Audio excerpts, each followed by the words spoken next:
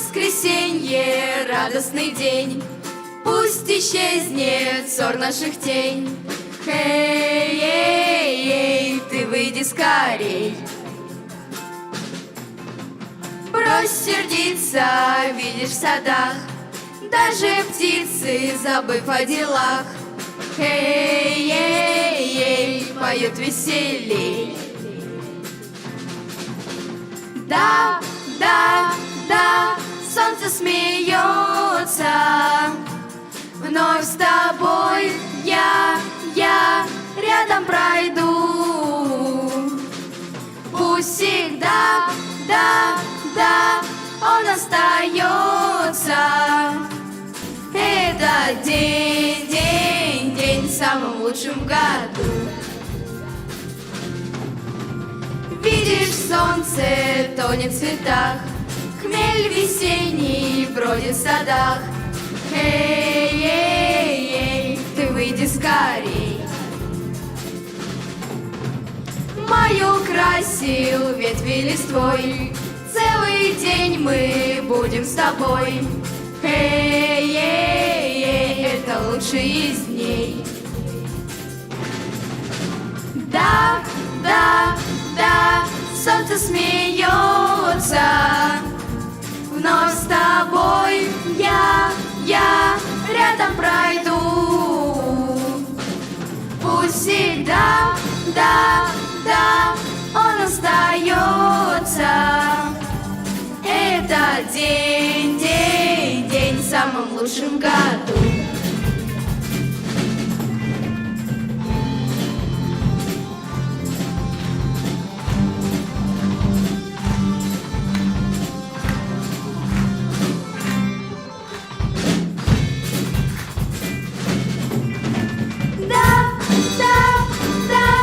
Солнце смеется. Вновь с тобой я рядом пройду. Пусть всегда, да, да, он остается. Это день, день, день в самом лучшем году. Воскресенье. Добрый день, уважаемые конкурсанты, дорогие гости! Мы приветствуем вас на открытии республиканского этапа Всероссийского конкурса «Учитель года России» в 2021 году. Песней «Воскресный день» вас встретил вокально-инструментальный ансамбль «Синкопа» Республиканского центра дополнительного образования. Руководители Евгений Лисовский, Мария Никулина, Валентина Вахнина. В России идея конкурса «Учитель года» была впервые поддержана читателями учительской газеты в 1989 году. В Республике Коми этот конкурс стал проводиться с 1991 года.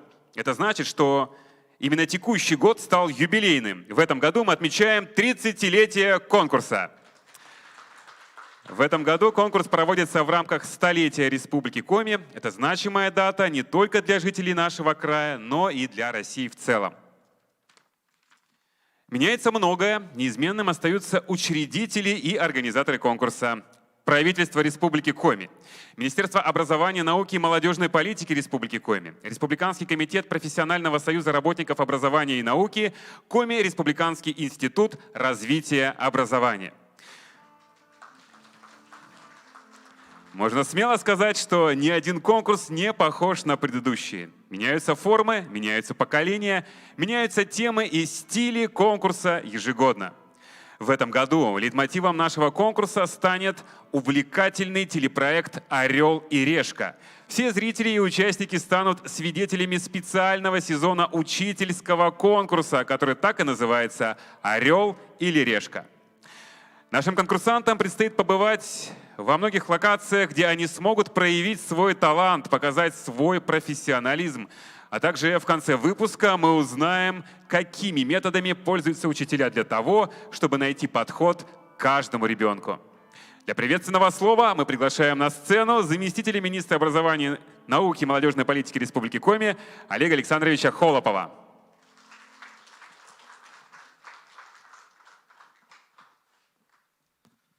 Добрый день, уважаемые коллеги, дорогие друзья. Мы с вами подошли, пожалуй, к одному из самых значимых событий в жизни педагогического сообщества республики – региональному этапу всероссийского конкурса «Учитель года России». И на наш взгляд очень знаково, что в юбилейный для республики год мы проводим юбилейный 30-й конкурс «Учитель года». За яркие годы конкурса длиною в 3 десятилетия более 480 педагогов стали его участниками. Сумели максимально реализовать себя, продемонстрировать свой талант, свое мастерство, внедрить новые методики преподавания, поделиться ими со своими коллегами и стать эталоном профессионализма. Сегодня в республиканской системе образования происходят масштабные перемены благодаря национальному проекту образования.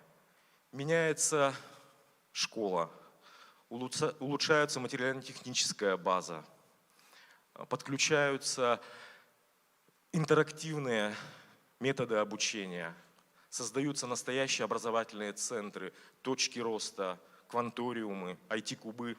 И это все, безусловно, накладывает на учителя новые профессиональные требования. И все же, несмотря на новые образовательные технологии, которые основаны на объединении передовых научных идей с инновационной деятельностью педагога, никогда они не заменят талант и мастерство учителя. В конкурсе этого года принимают участие 18 прекрасных педагогов республики, которых отличает творчество и профессионализм, высокие моральные и деловые качества. От имени министра образования, науки и молодежной политики Республики Коми Натальи Владимировны Якимовой, которая, к сожалению, сегодня в связи со служебной командировкой не может здесь присутствовать, и от себя лично я поздравляю наше педагогическое сообщество с началом профессионального состязания.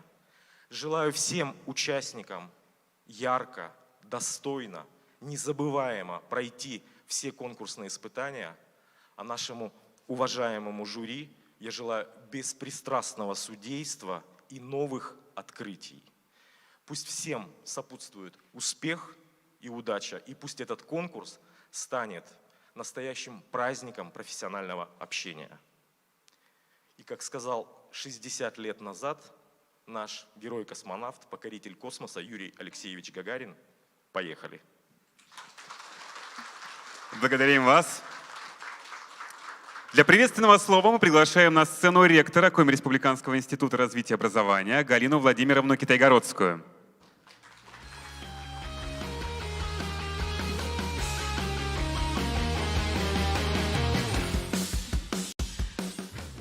Добрый день, дорогие коллеги, дорогие друзья. Сегодня действительно очень яркое профессиональное событие. Да, конкурсу 30 лет, но все эти 30 лет мы видим, как меняется, как развивается система образования Российской Федерации и нашей республики. Конкурс имеет свои профессиональные смыслы, и мы понимаем, что через каждое конкурсное испытание именно вы, уважаемые наши участники, сегодня будете демонстрировать результаты не только вашей деятельности, а результаты деятельности системы образования. Что же такое наши профессиональные смыслы? Это то, что сегодня мы находимся именно в пространстве профессионального развития. Это то, что каждый из вас сегодня уже вошел в историю этого конкурса. Это значит, что вы уже лучшие педагоги муниципальных образований нашей республики. И самое важное, что именно через вас мы сегодня понимаем, что конкурс приобретает общественное значение. Очень символично, что именно на этой неделе министр просвещения Российской Федерации Сергей Кравцов провел круглый стол с участниками федерального этапа конкурса, с участниками жюри. И задача поставлена очень серьезная. Каждый участник конкурса на муниципальном, на республиканском, на федеральном этапе – это лицо системы образования. Это та личность, которая сегодня демонстрирует не только профессиональную компетентность, а именно демонстрирует результаты государственной политики в сфере образования. Потому что наш конкурс, он сегодня действительно обращен и к профессиональной общественности, и к родительской общественности, и к нашим обучающимся. Поэтому я знаю, что вместе с вами сегодня и в течение всей недели будет ваша команда. И ваши наставники, которые вас будут сопровождать, и ваши обучающиеся, и, конечно, ваши родители. Поэтому я поздравляю то, что мы вместе сегодня, именно профессиональной командой, открываем этот конкурс. И в течение всех 6 дней мы действительно будем демонстрировать результаты развития системы образования Республики Коми в 21 веке. Ну а компетентному жюри хочу пожелать, конечно же, объективной оценки, обязательно здоровья и только положительного настроя на результат, потому что у вас очень серьезная задача. Вам надо выбрать из лучших лучшего, который будет представлять нашу республику уже на федеральном этапе. Ну а конкурсантам, конечно, удача. А с другой стороны, вы понимаете, что сегодня в течение каждого дня вы должны настроить себя именно на профессиональную коммуникацию, на то, что через каждый этап вы сегодня показываете именно вашу систему, методическую систему, потому что сегодня вы педагоги Республики Коми 21 века. Коллеги, удачи, всех благ и здоровья в течение всей недели. Благодарим вас. Друзья, настало время познакомить вас с конкурсантами. Их счастливая монета, которую им предстояло подбросить в небо, выпала стороной орел. И вот они здесь, лучшие учителя Республики Коми, слетелись как птицы для участия в специальном сезоне конкурса «Учитель года России» в 2021 году. Уважаемые конкурсанты, в ваших руках пазлы, которые вам необходимо прикрепить к магнитному панно. Я попрошу вас выйти к зрителям, конечно, под бурные аплодисменты. Петров Василий Юрьевич, учитель физики и информатики, средняя общеобразовательная школа номер 27 города Сыктывкара. Ладыгина Наталья Анатольевна, учитель начальных классов, средняя общеобразовательная школа номер 12 города Воркуты.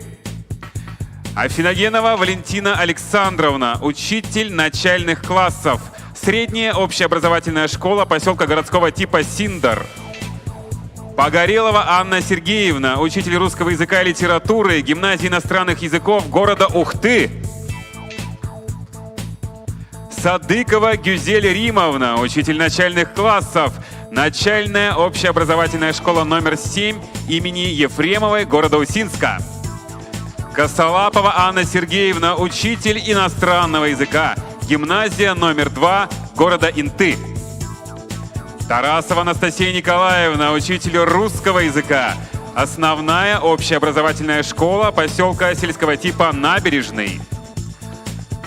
Ломанова Татьяна Леонидовна, учитель химии и биологии, средняя общеобразовательная школа села Пыелдино. Латкина Надежда Анатольевна, учитель математики, Старожевская средняя общеобразовательная школа.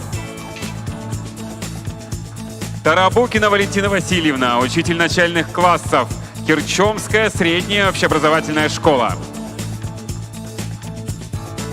Чаруйхина Наталья Николаевна, учитель химии, Усогорская средняя общеобразовательная школа с углубленным изучением отдельных предметов. Филиппова Екатерина Сергеевна, учитель начальных классов, Большегаловская начальная общеобразовательная школа. Евсеева Нина Николаевна, учитель русского языка и литературы, средняя общеобразовательная школа номер 3 с углубленным изучением отдельных предметов города Сосногорска. Кочев Иван Александрович, учитель физической культуры, Выльгородская средняя общеобразовательная школа номер 2 имени Налимова. Останина Екатерина Павловна, учитель русского языка и литературы, средняя общеобразовательная школа села Кайгородок. Кутьина Ольга Николаевна, учитель начальных классов, средняя общеобразовательная школа номер 3, поселок городского типа Жешард. Чупрова Елена Борисовна, учитель начальных классов, Пижемская средняя общеобразовательная школа. Жигалова Валентина Алексеевна, учитель обществознания, средняя общеобразовательная школа, поселок сельского типа Вухтым. Итак, главные действующие лица нашего конкурса торжественно открыли республиканский этап Всероссийского конкурса «Учитель года России» в 2021 году, оставив частичку самих себя.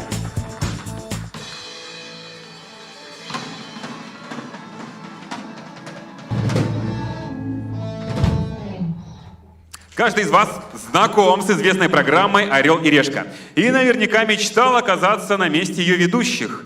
У вас появился тот самый шанс. На экране монета. Ваша задача выбрать, на какую сторону вы перейдете. Орел в левую сторону, что означает «да». Решка в правую. Это будет говорить нам о том, что ваш ответ «нет».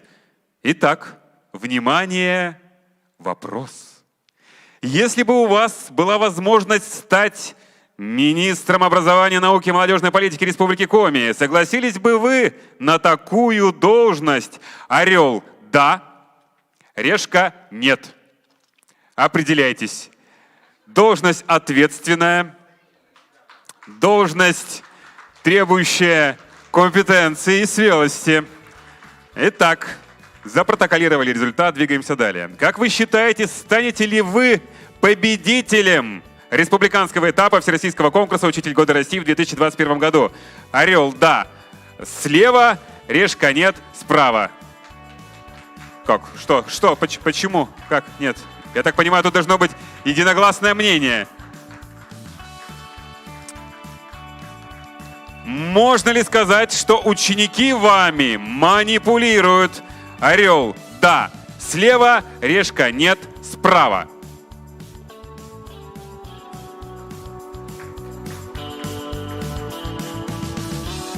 Нет, никем не манипулирует. Ага, кто-то остался в середине. Есть ли у вас школьные любимчики? Орел – да. Слева, решка – нет, справа. Орел – да. Слева для вас, решка – нет, справа. Любимчиков нет. Завышаете ли вы оценки в контрольных работах любимым ученикам?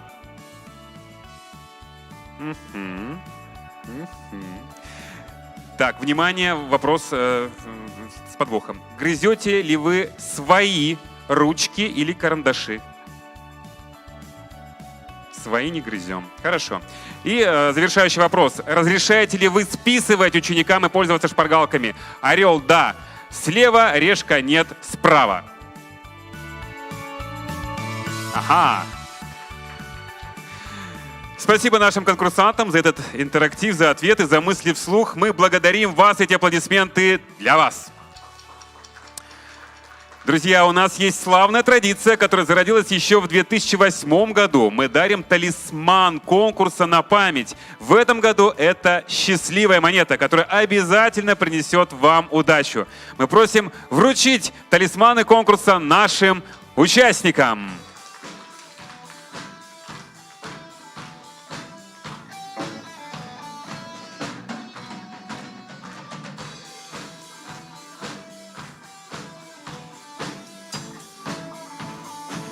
Дорогие конкурсанты, тот, кто носит величественное имя «Учитель», уже победитель, так как он несет свет, доброту, знания детям. Мы желаем вам успехов в эти конкурсные дни. Вы уже лучшие в своих школах и в своих городах. Вы достойны сразиться с лучшими коллегами-профессионалами. Дай Бог вам силы и энергии. Мы верим в вас. Друзья, занимайте места в зале.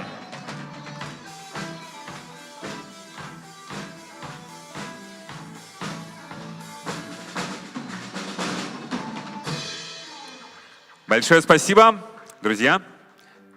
Ну а сейчас разрешите представить членов большого жюри, которые будут оценивать наших конкурсантов в течение 5 дней. Председатель жюри Аверин Александр Викторович, кандидат психологических наук, заведующий Центром научно-методического сопровождения программы проектов в области образования, Государственного образовательного учреждения дополнительного профессионального образования, Коми Республиканский институт развития образования. Ныркова Светлана Анатольевна, заведующий Центром аттестации педагогических кадров Государственного образовательного учреждения дополнительного профессионального образования, Коми Республиканский институт развития образования. Петухова Наталья Валерьевна, учитель истории, обществознания муниципального бюджетного общеобразовательного учреждения, средняя общеобразовательная школа «Детский сад» поселка сельского типа Визендор, победитель республиканского этапа всероссийского конкурса «Учитель года России» в 2020 году. Майбуров Андрей Генрихович, кандидат педагогических наук, доцент кафедры общетехнических дисциплин и методики обучения технологии Института точных наук и информационных технологий Федерального государственного бюджетного образовательного учреждения высшего образования, Сыктывкарский государственный университет имени Петерима Сорокина. Димитрюк Маргарита Борисовна, начальник отдела лицензирования, аккредитации и подтверждения документов об образовании Министерства образования, науки и молодежной политики Республики Коми. Мы приглашаем к микрофону для напутственного слова председателя большого жюри республиканского этапа всероссийского конкурса «Учитель года России» в 2021 году Аверина Александра Викторовича.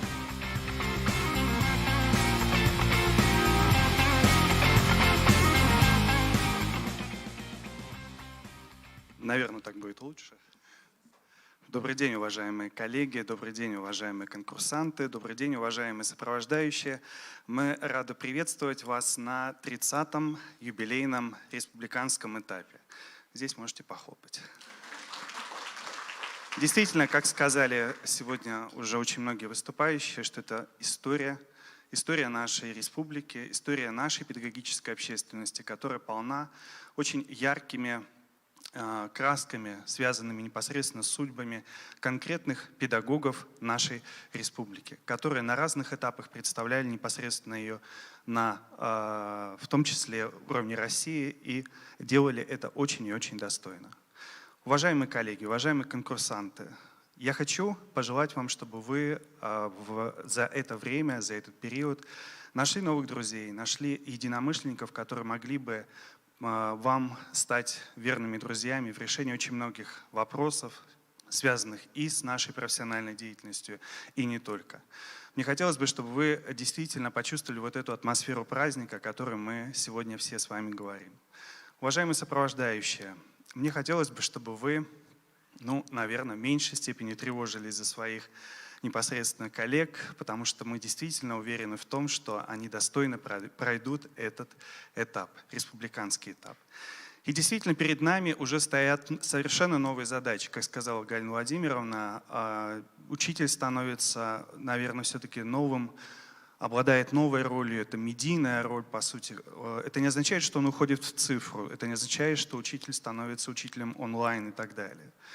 Это означает, что он демонстрирует явно свою профессиональную позицию, заявляет о ней и фактически отстаивает ее на разных непосредственно площадках и так далее. И самое главное, что это на уровне и правительства Российской Федерации тоже приветствуется.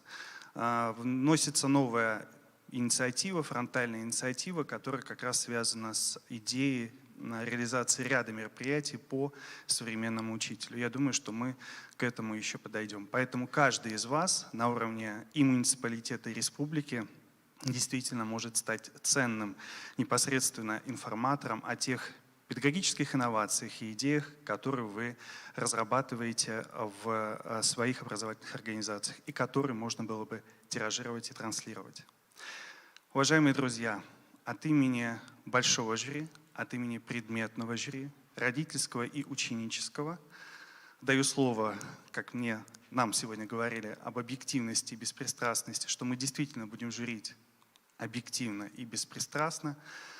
Мы болеем и волнуемся за каждого из вас, и это чувство всегда нас наполняет из года в год. Мы переживаем за каждого участника, за каждого конкурсанта. Уважаемые конкурсанты, мы желаем вам успехов. Вы помните, что победитель один, но не это самое главное. Самое главное – это радость нашего взаимодействия, сотрудничества и атмосфера праздника. И мне остается сообщить о том, что 30-й юбилейный республиканский этап Всероссийского конкурса «Учитель года России» объявляется открытым. Спасибо.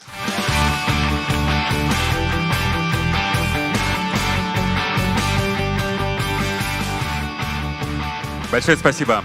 Время бежит неумолимо вперед, и мы летим вслед за ним. Меняются технологии и формы.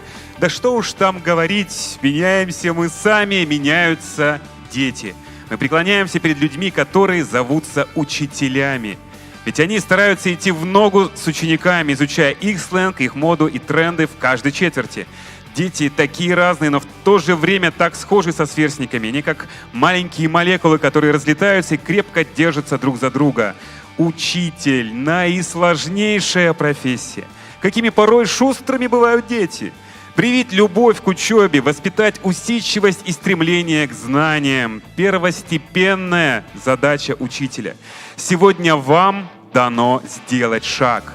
Шаг навстречу к детям, шаг навстречу новому проекту. Обратного пути нет. Пусть монета поможет вам. Орел, решка. Узнаем через несколько дней. Напутственная песня для вас, уважаемые конкурсанты, от участников ВИА-Синкопа Республиканского центра дополнительного образования. Руководители Евгений Лисовский, Мария Никулина, Валентина Вахнина. «Делаю шаг». Встречайте.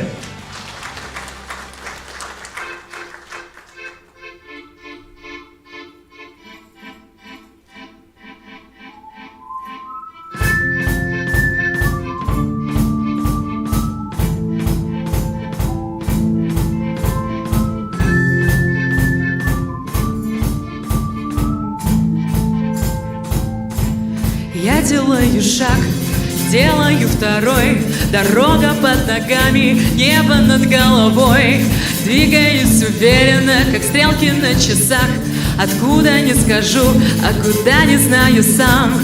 Я выкинул обратный билет, все мосты сжег, времени на отдых нет. Мне не нужен пит-стоп, чтоб найти иголку. Сначала нужно найти сток. Меня легко сбить с толку, но трудно сбить с ног. Не жди, да я буду на рассвете. Пусть полосы мне развивает непопутный ветер.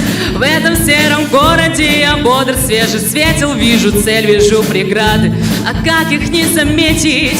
Я делаю шаг, делаю второй, дорога под ногами, небо над головой. Двигаюсь уверенно, как стрелки на часах. Откуда не скажу, а куда не знаю сам.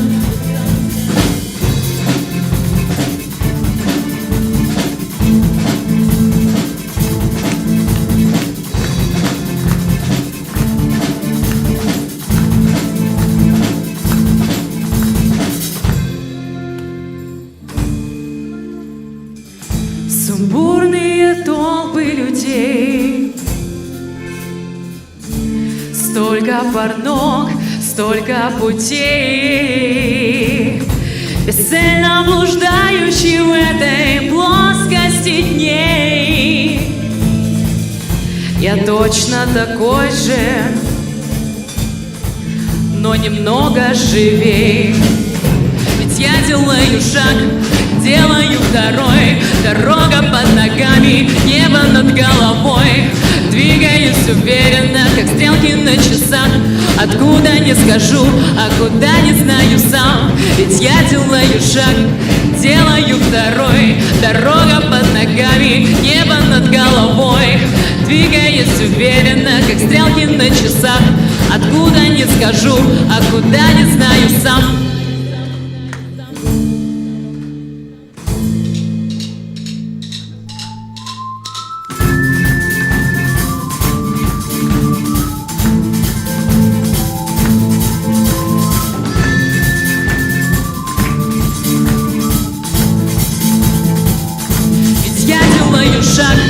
Делаю второй, дорога под ногами, небо над головой. Двигаюсь уверенно, как стрелки на часах. Откуда не скажу, а куда не знаю сам.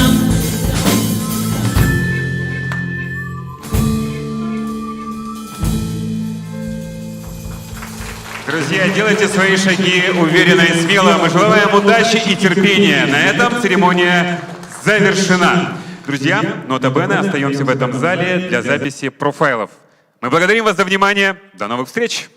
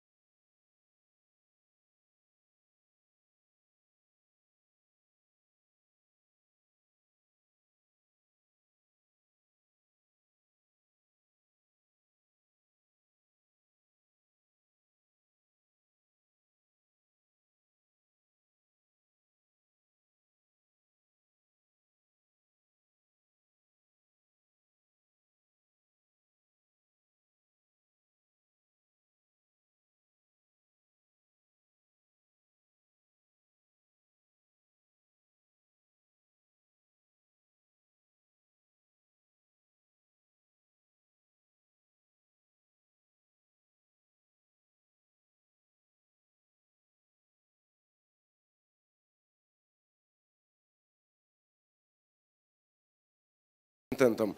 Мы вас также будем там вызывать, представлять, и пока вы будете выходить на экран.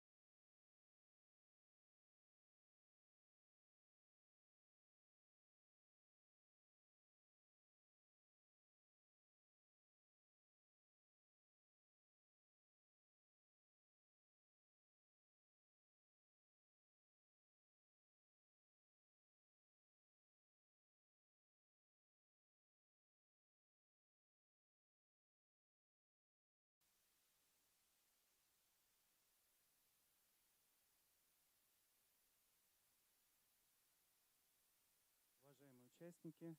Еще раз. Раз, что-то... Раз. Все, спасибо большое. Мы приветствуем всех тех, кто к нам присоединился на трансляцию. Или еще рано? Рано, да? Хорошо. Ну, пока к нам еще присоединяются, уважаемые коллеги, мы приступаем к первому конкурсному испытанию. И мне хотелось бы в самом начале рассказать немножко о регламенте и организовать нашу с вами непосредственно работу. Первое. Каждый участник в соответствии с жеребьевкой будет объявлен, также будет объявлена непосредственно его тема. Помимо этого мы просим каждого участника представиться, назвать еще раз свою тему и быть готовым ответить на вопросы членов жюри. Дальше. После 9 участников мы сделаем небольшой перерыв. Мы уточним в связи с окончанием, так скажем, да, первого этапа конкурсного испытания и определимся уже впоследствии со временем, которое нам необходимо будет для проведения перерыва. Но я думаю, что в пределах 15-20 минут нам будет достаточно для того, чтобы немножко, так скажем, перевести дух, собраться, может быть, с мыслями и прочее. Уважаемые коллеги, если вам понадобится ваша презентация, которая была непосредственно представлена в видео, которое вы нам представили по методической мастерской, вы можете на нее ориентироваться, использовать ее в качестве демонстрационного материала. Мы с вами об этом предварительно также говорили. Вот.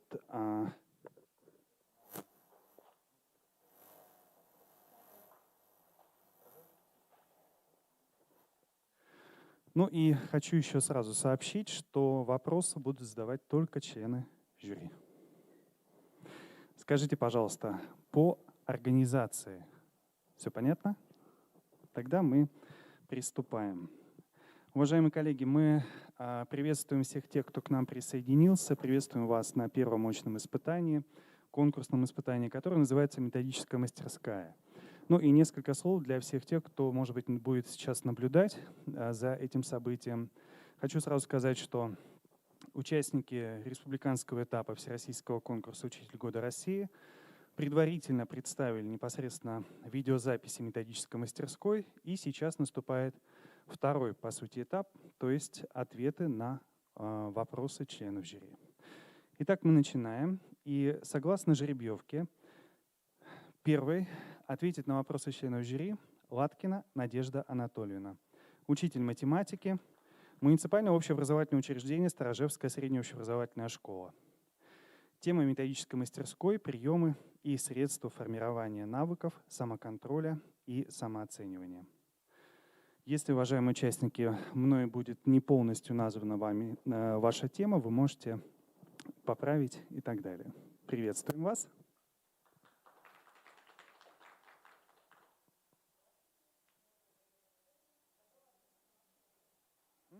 Давайте проверим еще раз микрофон у выступающего.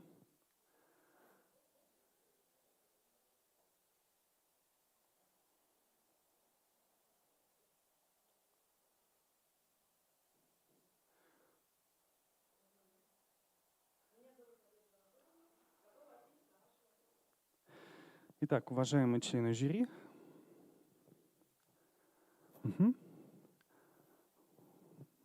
Светлана Анатольевна Ныркова.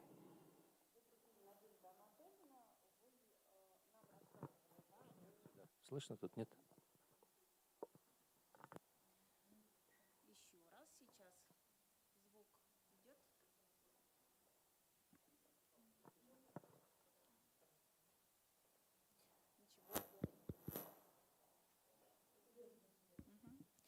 Надежда Анатольевна, просьба к вам и к последующим участникам еще раз называть тему своей методической мастерской, да, методическую тему, и если есть, да, иная версия темы, ее тоже озвучивать.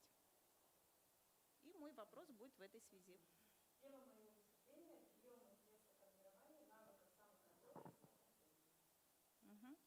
Скажите, пожалуйста, Надежда Анатольевна, вы работаете в основной школе. Вот приведите, пожалуйста, конкретные приемы, да, связанные с вашим предметом в динамике. Ну, буквально. Вот такие вы используете в 5 классе, а вот такие в 9.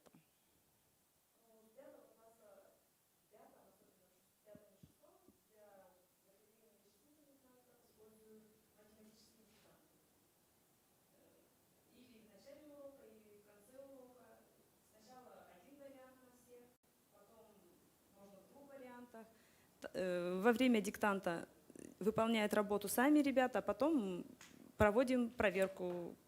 Выводятся на экран ответы и сверяются с эталоном. Договариваемся, каким образом выставляем оценку о критериях самооценивания, и они выставляют себе оценку сами, оценивают. Далее потом постарше уже, там уже больше мы работаем более сложные задачи, особенно текстовые задачи, где идут. Но уже когда решаем задачу, там уже идет контроль по ходу всей задачи полностью.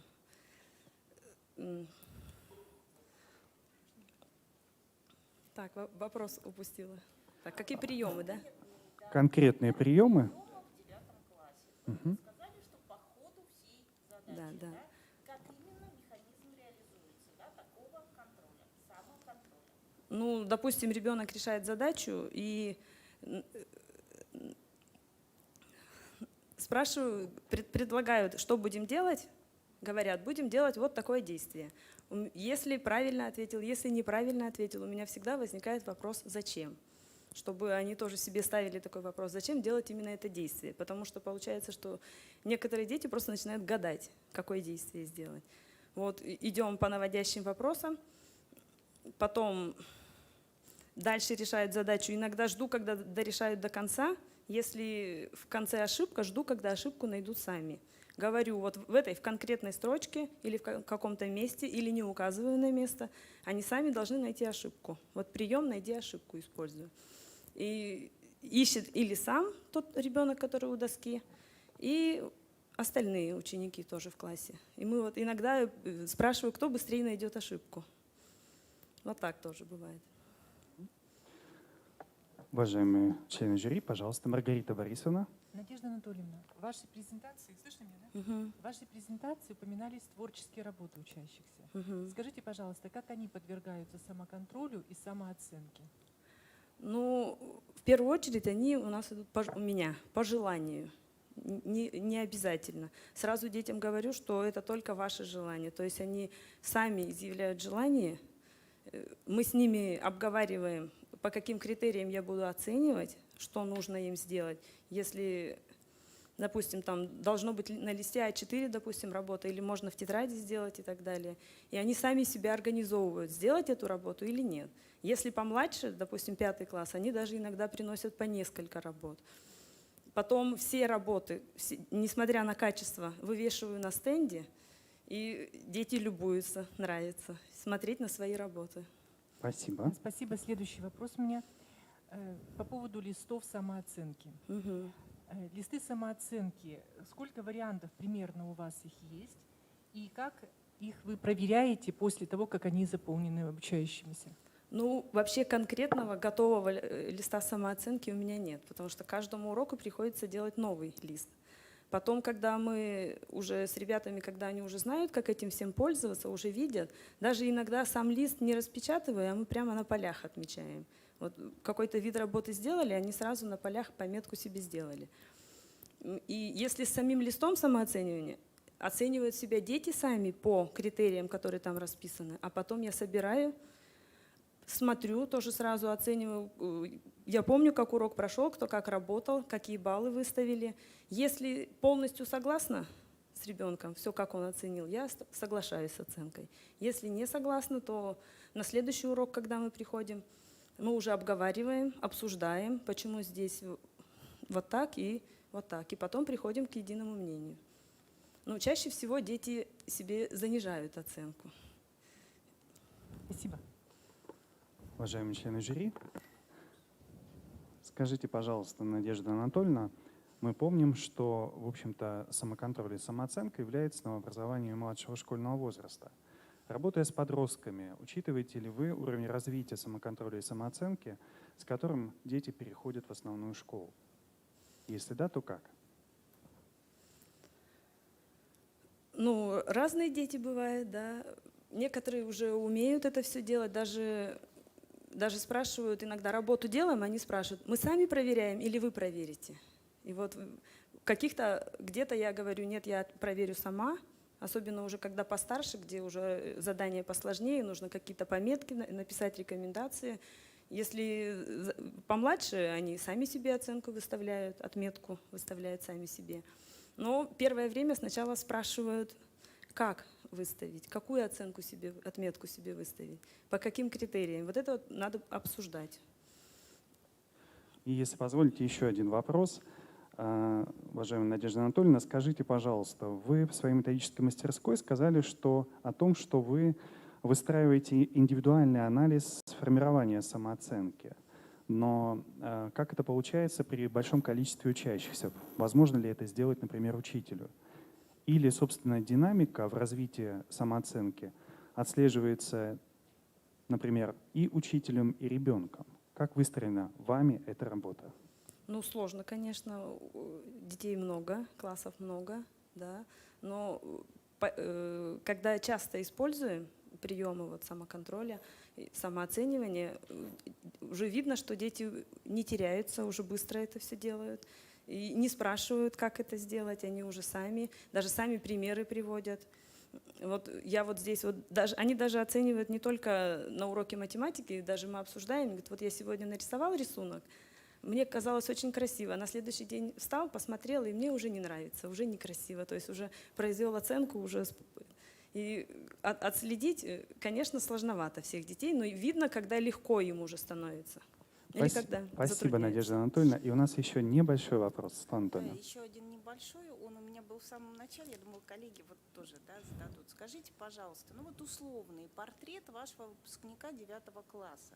С точки зрения сформированности у него, да, умений или навыков самоконтроля, он на что у вас опирается, когда вот он эту опцию, функцию, да, самоконтроля осуществляет? Какие вот познавательные у него способы уже сформированы? Можно ли их характеризовать?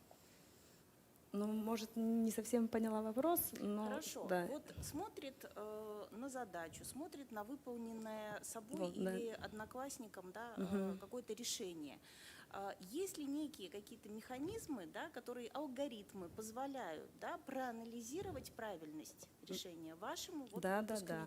Ну, как это может выглядеть? Ну, есть такое, ну, опять же, если к задаче решает задачу, приходит к ответу. И вот очень приятно слышать, ой, что-то у меня с ответом не то. То есть они даже вот получая ответ уже понимают, что что-то не так. Начинают сразу идти обратно по ходу задачи, оказывается, допустим, запятую где-то потерял. И все. И вот сами себя контролируют к ответу, когда идут. У нас, ну, если говорить конкретно про 9 класс, ОГЭ сдают экзамен, там очень много реальных задач. Поэтому вот там уже как раз оценивают с точки зрения уже небольшого опыта своего. Дети уже знают свои типичные ошибки? Да, знают, и они даже знают, я уже, допустим, подхожу, я говорю, у тебя опять в том же самом месте ошибка, не говоря в каком. Все, и уже даже знают, где. Они уже сами понимают, где ошибка у них. Я никогда не показываю сразу на ошибку. Я сразу говорю, найди сам сначала. Спасибо. Спасибо, Надежда Анатольевна. Мы поздравляем вас с завершением конкурсного испытания «Методическая мастерская». Здесь вы можете поаплодировать. Пожалуйста, проходите в зал. Ну а для продолжения конкурсного испытания я приглашаю Филиппову Екатерину Сергеевну, учителя начальных классов муниципального бюджетного общеобразовательного учреждения Большегаловская начальная общеобразовательная школа. Тема методической мастерской – активизация познавательных интересов школьников. Пожалуйста. Добрый день всем присутствующим. Меня зовут Филиппова Екатерина Сергеевна. Буду рада услышать от вас вопросы. И тема моей методической мастерской – активизация познавательных интересов у младших школьников.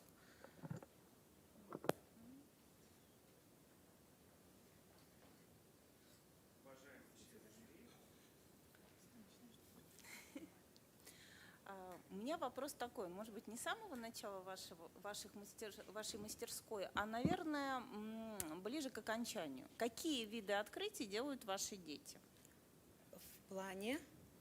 Ну, вы говорите, да, о том, что развиваете познавательную активность, да, и творческие способности. Творчество подразумевает открытие, да, ребенком чего-либо.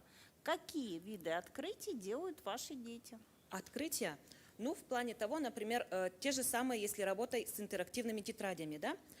Ребята, когда в первый раз от меня получают готовые шаблоны, они сначала работают с ними под моим руководством, а в конце уже они сами, если видят тему, они сами начинают сразу ее структурировать, глаза, конечно, они устремляются вперед, загораются, и они сами говорят, давайте сделаем вот такой вот шаблон, выберем вот столько, например, если это цветочек, да, шаблон взять, столько лепесточков, и вот запишем туда. То же самое, когда работаем с интеллект-картами, тоже дети уже сами видят информацию и говорят, может быть, предположим, ну вот в таком виде создадим. То есть дети сами начинают находить ту информацию, под которую можно уже подвести наши вот эти методы. Не знаю, правильно нет, поняла? Ну, они открывают способы работы Да, с да, с разными информацией, темами, да, то есть И это для них, безусловно, текстом. открытие, да. Для маленьких детей это То есть, большие открытия. Именно в познавательной сфере, да, да. такого рода открытия. Это предметный, метапредметный контекст. Творчество, мультфильмы. Конечно, дети, конечно, такого возраста, они, если хотят что-то сказать, и у них что-то появляется такое, внутри инициатива какая-то, то ты смотришь и понимаешь, что это действительно для этого ребенка индивидуально. Вот если даже смотреть, для него уже открытие это. Что он сумел что-то. Екатерина Сергеевна, если позволите вопрос, скажите, пожалуйста, какой образовательный эффект может быть в контексте результатов? Предметных, метапредметных, личностных и так далее, вы предполагаете при создании мультипликационных фильмов? Это как раз продолжение. При создании мультфильмов у меня вообще отдельно, ну, конечно, на уроках мы это не можем вывести. Дети сами меня тоже к созданию мультфильмов притянули, потому что у меня идет кружок проектно-исследовательской деятельности, и когда на уроках, ну, опять же, мы использовали какой-то фрагмент мультфильма, я уже не помню точно какой, дети сами вдруг зажглись, а как же мультфильмы создаются? И потом я решила во внеурочное время, уже во время кружка, исследовать именно тему мультфильмов. И дети сами сначала разделили между собой роли, один писал сценарий, сразу выбрали, сказали, ты у нас прекрасно пишешь, потому что девочка у меня участвует в пробе пера, занимает места тоже, сама сочиняет стихи, сразу ей выдали эту роль. Следующий, ты у нас прекрасно рисуешь, ему выдали эскизы делать, тех же самых фонов.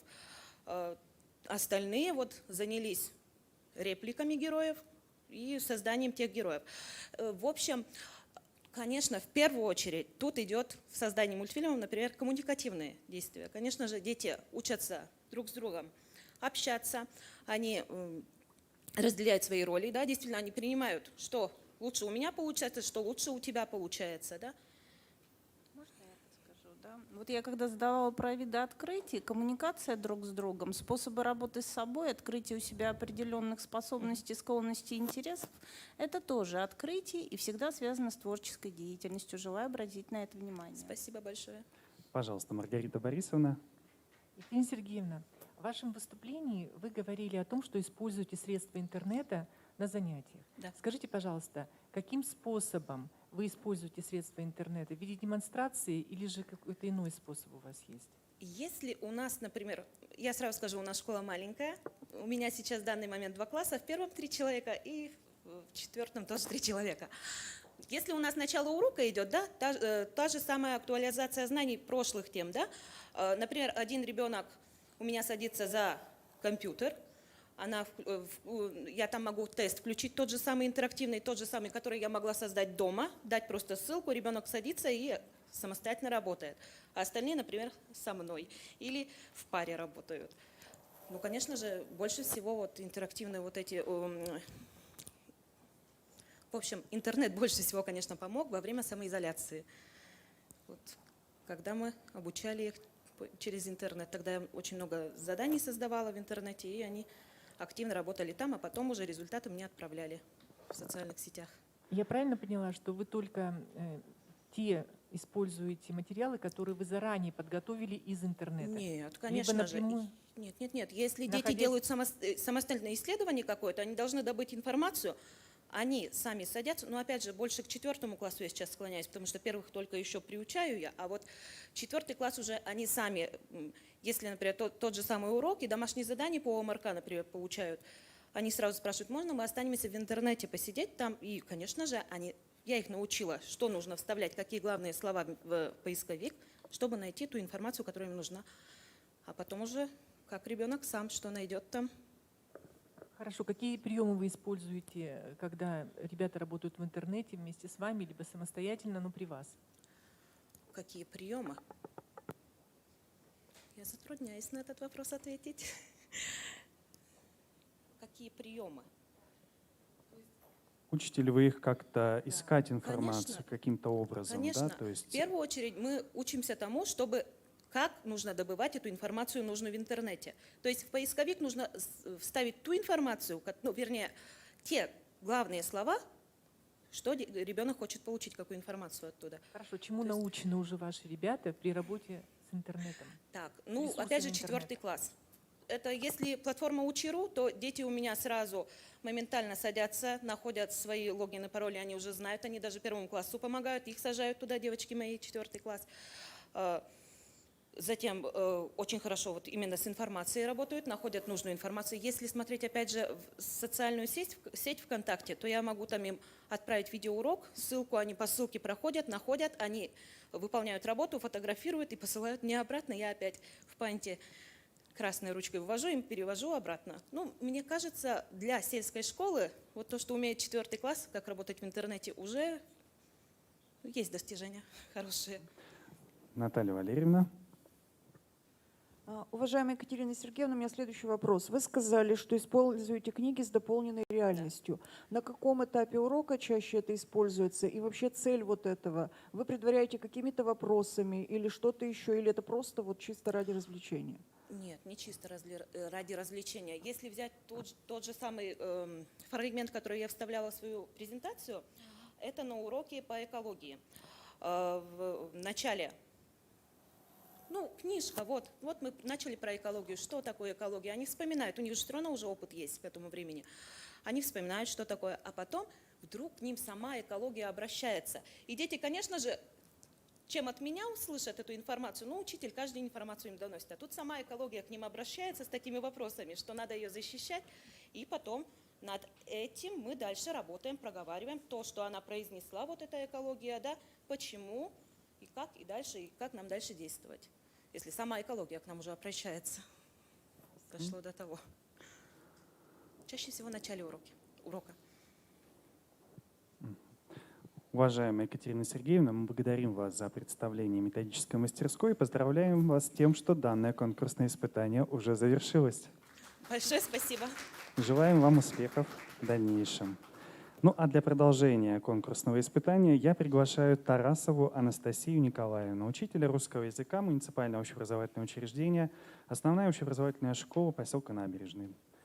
Преодоление трудностей помогает стать сильнее. Здравствуйте, уважаемая жюри. Меня зовут Тарасова Анастасия Николаевна. Тема моей методической мастерской «Преодоление трудностей помогает стать сильнее». Второе название темы — «Формирование мотивации к учебной деятельности на уроках русского языка».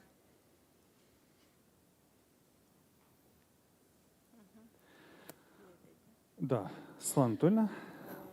Анастасия Николаевна, безусловно, оценили, с каким вниманием вы отнеслись, да, к психологической характеристике детей подросткового возраста. И вот в этой связи, вот относительно темы вашей, создания мотивации успеха, вы используете и показываете нам на видео прием карусель. Охарактеризуйте, как вот это работает на мотивацию семиклассников.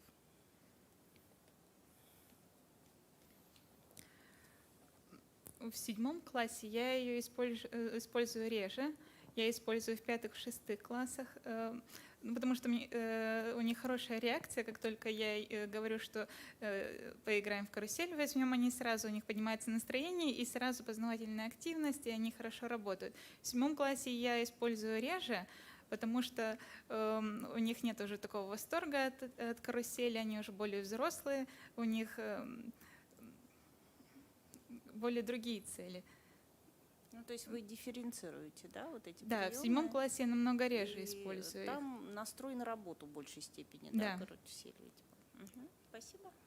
А соответственно, в старших, если мы говорим о том, что игровые, наверное, формы в большей степени характерны для 5-6 классов, то к 9 классу какие способы или приемы используются для активизации, мотивации школьников?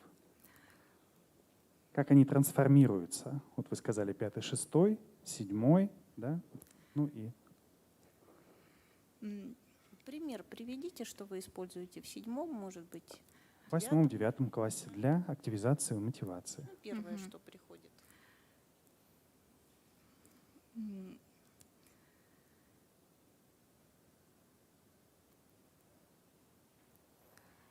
Ну вот у них больше работа найти ошибку где-то в каком-то предложении, больше даже в диалоге что-то, возможно, даже целями сразу, для чего вообще нужны им эти знания, для чего им нужно учиться, потому что особенно 9 класс, их уже нужно настраивать для того, что они пойдут, становятся взрослыми и уходят учиться в высшее учебное заведение.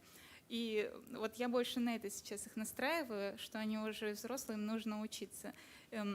Либо сразу говорю, что за определенные, за какие-то, что нужно сделать на уроке, чтобы получить определенную оценку. И вот они уже настроились, какие задания им сколько нужно выполнить, и уже вот такая мотивация происходит к обучению. Спасибо. Маргарита Борисовна. Анастасия Николаевна, скажите, пожалуйста, вы в своей презентации говорили о критериях оценивания. Скажите, пожалуйста, с кем составляются эти критерии оценивания? Ну, я их нахожу, готовые критерии оценивания, и под себя немножко перестраиваю. Но на основе готовых критериев у других педагогов, у других учителей, на основе этих критериев я немножко уже под себя, под свои задания подстраиваю. Хорошо, значит, продолжение этого вопроса. Готовые критерии оценивания — это из каких-то методических пособий или это то, что из опыта работы педагогов? Либо из опыта работы педагогов, да? ну, смотря какие задания. Если это контрольные, изложения, диктанты какие-то, то строго критерии идут по... Хорошо, ваше творчество по изменению критериев с чем связано? Вам что не нравится в тех критериях, которые... Мне важно что-то проверить, допустим, аккуратно. Вот если у меня дети пишут неаккуратно, не обязательно нужен этот критерий аккуратности. У другого педагога может этого критерия не быть, потому что у него дети пишут аккуратно. Или вот какая у меня проблема в классе, вот на этот критерий я акцентирую внимание. Вы привлекали своих обучающихся к составлению критериев или к разбору этих критериев? К разбору привлекали, а по составлению критериев не привлекали. И даже старшеклассников, да? Старшеклассников даже не привлекали, да? Чтобы составить критерии? Да, пока нет еще, да? Понятно, спасибо. Анастасия Николаевна, вот вы в вашей презентации говорили об ассоциативном мышлении. Вот хотелось задать такой вопрос. Какие вот вы используете методические приемы для того, чтобы вот формировать это мышление ассоциативное? Вы имеете в виду метод зрительных ассоциаций, то, что у меня было. Это при работе со словарными словами хорошо работает. Например, метод, чтобы запомнить определенную букву, ребенку легче это слово не просто записать, а букву, которая в слабой позиции, ее как-то изобразить. И она откладывается хорошо в памяти, и он ее может запомнить, вспомнить эту картинку. И они до сих пор говорят, вот башмак, буква О пишется, потому что буква О похожа как башмак у клоуна. Ну, представили, да? Вот у них такая сразу картинка, и они пишут правильно. Наталья Валерьевна.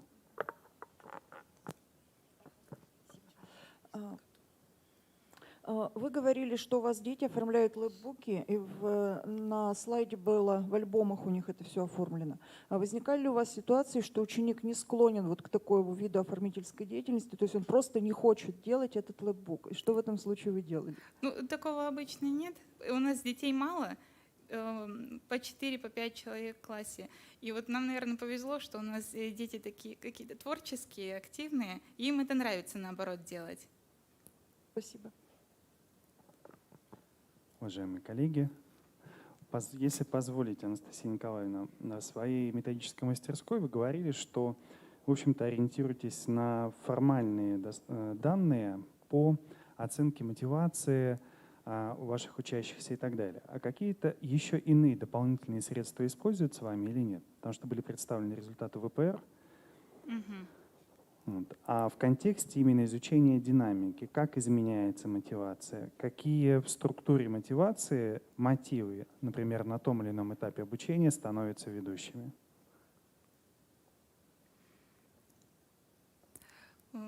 Повышается самостоятельность у детей. это, как вам сказать, с удовольствием дети хотят выполнять домашние задания творческого характера. Они уже сами просят, например, можно будет эту домашнюю работу представить в виде презентации или в виде доклада, или в виде задания друг другу. Спасибо. Уважаемые коллеги, уважаемая Анастасия Николаевна, мы поздравляем вас с завершением конкурсного испытания «Методическая мастерская». Можете поаплодировать. И приглашаем пройти непосредственно в зал. Ну а для продолжения я приглашаю пообщаться с членами жюри Чупрову Елену Борисовну, учителя начальных классов муниципального бюджетного общеобразовательного учреждения Пижемская средняя общеобразовательная школа. Любая проблема в жизни – это проверка ваших, ну и наших возможностей. Вам слово. Еще раз добрый день. Здравствуйте. Меня зовут Чупрова Елена Борисовна. Тема методической моей мастерской – проблемно-диалогическое обучение. Автором которой является Мельникова Елена Леонидовна. Слушаю вас, пожалуйста. Елена Борисовна, вообще технология проблемно-диалогического обучения предполагает наличие рисков, с которыми могут столкнуться обучающиеся. И эти риски, они могут быть встречены ими на каждом уроке, независимо от того, как вы их обучаете, насколько у вас получается это. Как вы обходите такие риски? Совершенно верно. Спасибо за вопрос. Дело в том, что проблемно-диалогическое обучение, оно предполагает собой диалог, который есть побуждающий и подводящий диалог. В этом как раз и строится то, чтобы учесть все риски. То есть учитель должен так построить свои вопросы, чтобы все риски учесть. Если я строю побуждающий диалог, значит, я стараюсь такими вопросами подводить, чтобы эти риски обойти, соответственно. Вы очень хорошо обошли мой риск, который был в моем вопросе. Я уточню еще раз тогда. Хорошо. Эти риски были на ваших слайдах. То есть по каждому виду диалога есть определенные риски. Ну, например, что ученики могут увести учителя от темы далеко. И каким вот образом, это один из рисков, который я сказала, да? Значит, каким образом вы обходите подобные риски? Только те, которые были на ваших слайдах, я о других не говорю. Хорошо, спасибо. Например, дети, они, конечно, особенно малыши начальных классов, они, конечно, начинают развивать тему так, что уводят очень далеко. В этом случае я говорю: хорошо, мы выслушаем тебя, только давай сейчас конкретно вернемся к теме. Я хочу услышать именно то, что мне надо. То есть учитель должен все равно направлять, а не уходить в сторону от рисков. Конечно, если посмотреть в презентации, то там, да, есть дети, когда Южный и Северный полюс, например, да, когда дети уходят, они, конечно, предлагают многое другое. Но конкретно предлагается именно на картинках. То есть они смотрят, они работают. Дети все-таки в начальной школе, они больше наглядностью работают. Поэтому они вычитывают информацию именно с наглядного материала. Хорошо, еще один риск, о котором было тоже упомянуто, это невозможно рассчитать время на уроке. То есть если ученики увлеклись какой-то проблемой, да, у вас диалог никак не останавливается с ними, то как вы отсюда уходите от этого риска? Совершенно верно. Да, и такие тоже ситуации бывают. Хорошо. Так, какой же пример привести сейчас? Время. Да, время тоже у нас узкое, да? Так, сейчас, да, одну минутку соображу. Например, идет холодная вода в трех состояниях, да? Жидкая, газообразная и текучесть. Да? Дети уйти могут в разные состояния. То здесь сразу идет стоп, а у нас время. Остановились, подумали: хорошо, а все ли мы делаем правильно? Может, у нас что-то недостаточно, каких-то знаний нам?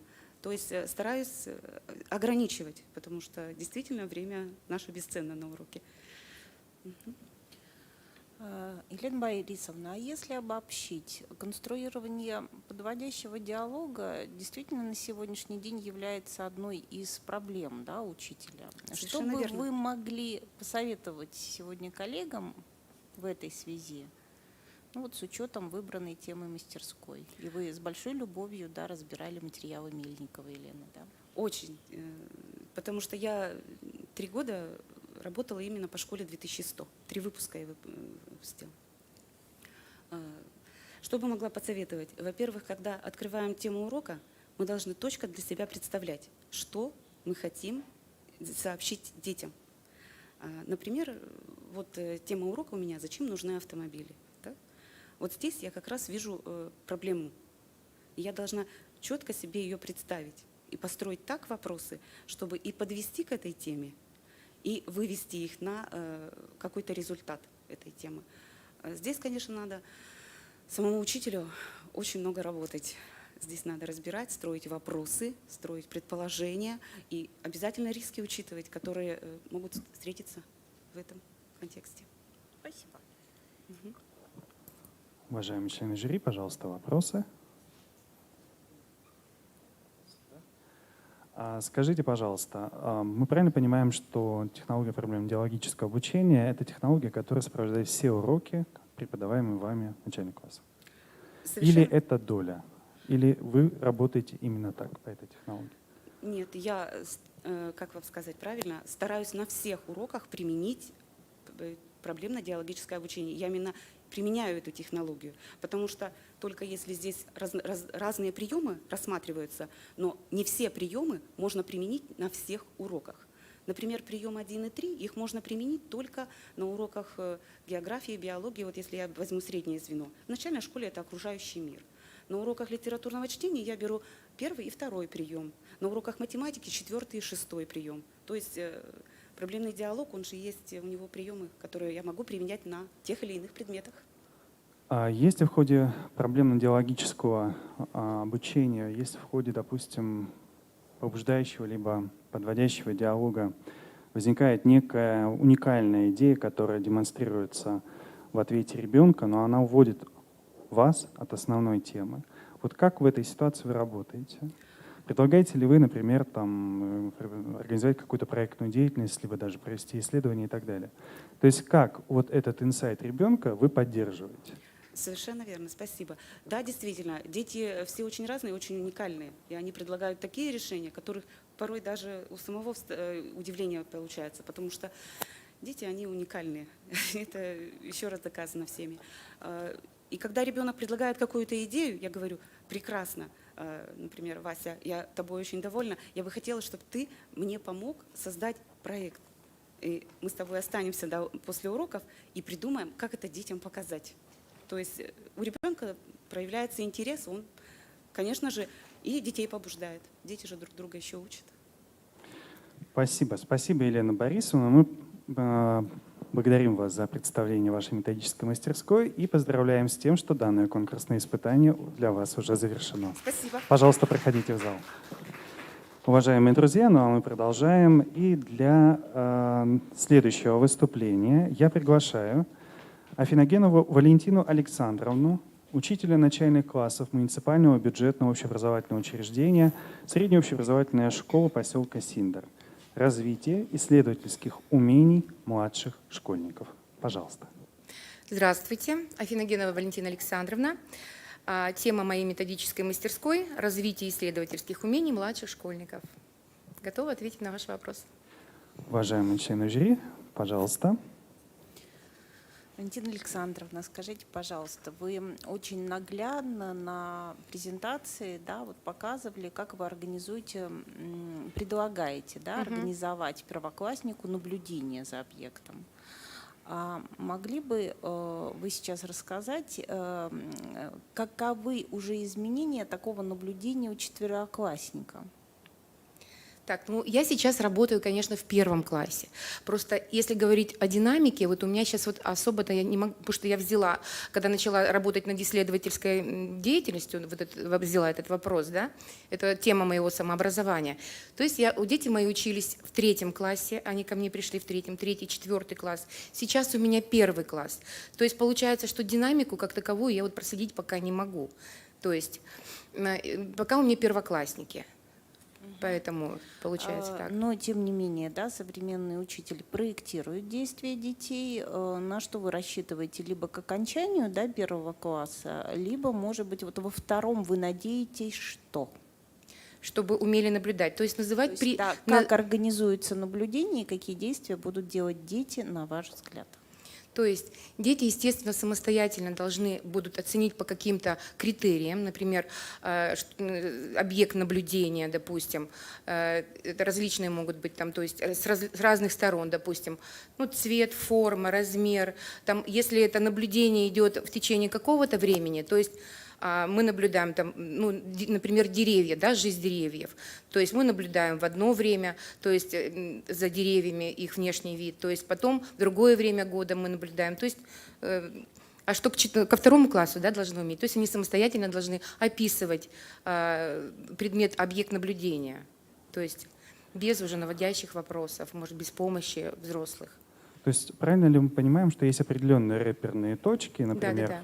к концу 1 класса, к концу 2, 3, 4, которые могут как раз свидетельствовать о динамике развития исследовательских Ну, то есть, умений конечно, младших да. школьников? Если вот, в частности, про наблюдение вот говорить, допустим, то, естественно, конечно, если, например, у нас 1 и 2 класс, мы всегда работаем коллективно, то есть уже к 4 классу мы переходим на индивидуальные работы.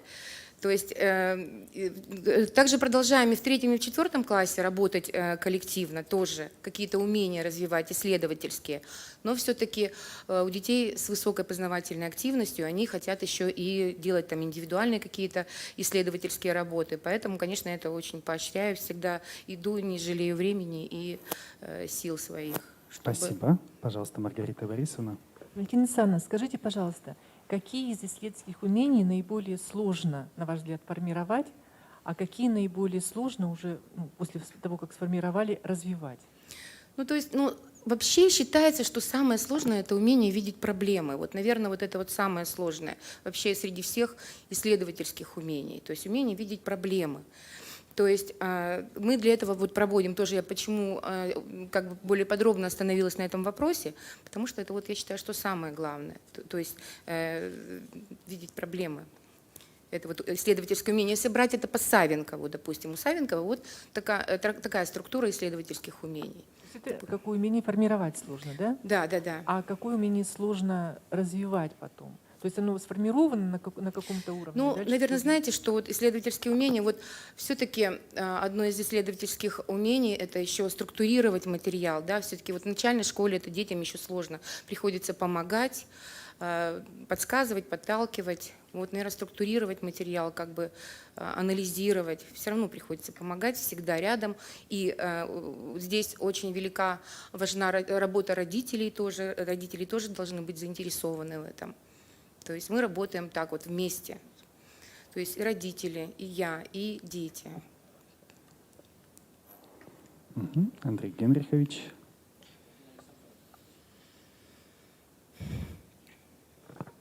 Александр, ну вот вы говорите о том, что исследовательское умение формируется в исследовательской деятельности. Да. Вот, а что для вас продукт вот исследовательской деятельности? Что является результатом исследовательской Ну, конечно деятельности? же, это знание, да. Вот, знание, новое знание, полученное в результате исследования. Это Спасибо. процесс творческий, мы не знаем, куда мы зайдем, то есть что там найдем, что узнаем, подтвердится наша гипотеза, не подтвердится и так далее. Наталья Валерьевна. Валентина Александровна, у меня такой вопрос. Вот вы рассказывали о развитии многих умений, задавать вопросы, классифицировать. Вот все-таки есть ли у вас какие-то алгоритмы, как развивать то или иное умение, предъявляете ли вы их детям? То есть, ну, как бы пошагово, ну, например, алгоритм сравнения, там, посмотри на объекты, найди общие черты, найди различные. Ну, вот, это вот, то есть естественно, какие-то алгоритмы есть или нет? Ну, это вот специально у меня как бы не прописано, допустим, но в принципе мы всегда вот так вот сравниваем, допустим, когда наблюдаем, то и действительно общее находим, различия находим. Не знаю, может быть, не понимаю вопрос. Валентина Александровна, если позволите, у меня несколько к вам вопросов. Очень долгое время работая, в том числе и со студентами и так далее, самый главный, наверное, вопрос — это, собственно, установление объект-предметных соотношений. То есть что такое объект исследования, что такое предмет исследования. И люди даже которым по 20 лет и даже больше, тоже сталкиваются с определенными трудностями. Как вы выстраиваете работу с младшими школьниками по осознанию именно вот этого соотношения? Вот это объект исследования, а это предмет. Так, ну понятно. То есть мы вообще вот понятие объект — это то, что мы исследуем. А исследовать мы можем объект на предмет чего-то. То есть здесь могут быть, допустим, разные, например, ну вот у нас там этот метод Эдварда де Боно, например, 6 шляп, да. То есть мы рассматриваем предмет с разных сторон, объект с разных сторон, то есть и выявляем с разных сторон, и вот можем на основе этого выбрать, допустим, уже предмет, ну то есть на предмет чего мы будем исследовать этот объект. Есть ли в вашем опыте ситуация, когда тема исследования инициирована самим младшим школьником? И если да, то приведите, пожалуйста, пример. И что отличает этого младшего школьника, например, от всех остальных? Ну хорошо, вот, то есть это вы имеете в виду индивидуальная, да, исследовательская деятельность. То есть к этому мы приходим уже в 3-4 классе, то есть индивидуально. Во-первых, естественно, задаю вопрос. Что интересует, да, допустим, чем бы хотел заняться, там, допустим, ну вот самая первая работа, которую вот мы серьезно занялись индивидуально, это надо ли бояться пауков. То есть вопрос был такой, ребята, хотите ли поучаствовать, там, допустим, в исследовательской деятельности, да, то есть в исследовательских конференциях, и что вас интересует. И вот мальчик подошел, сказал, что меня, значит, интересует вопрос пауков. То есть я люблю рассматривать их.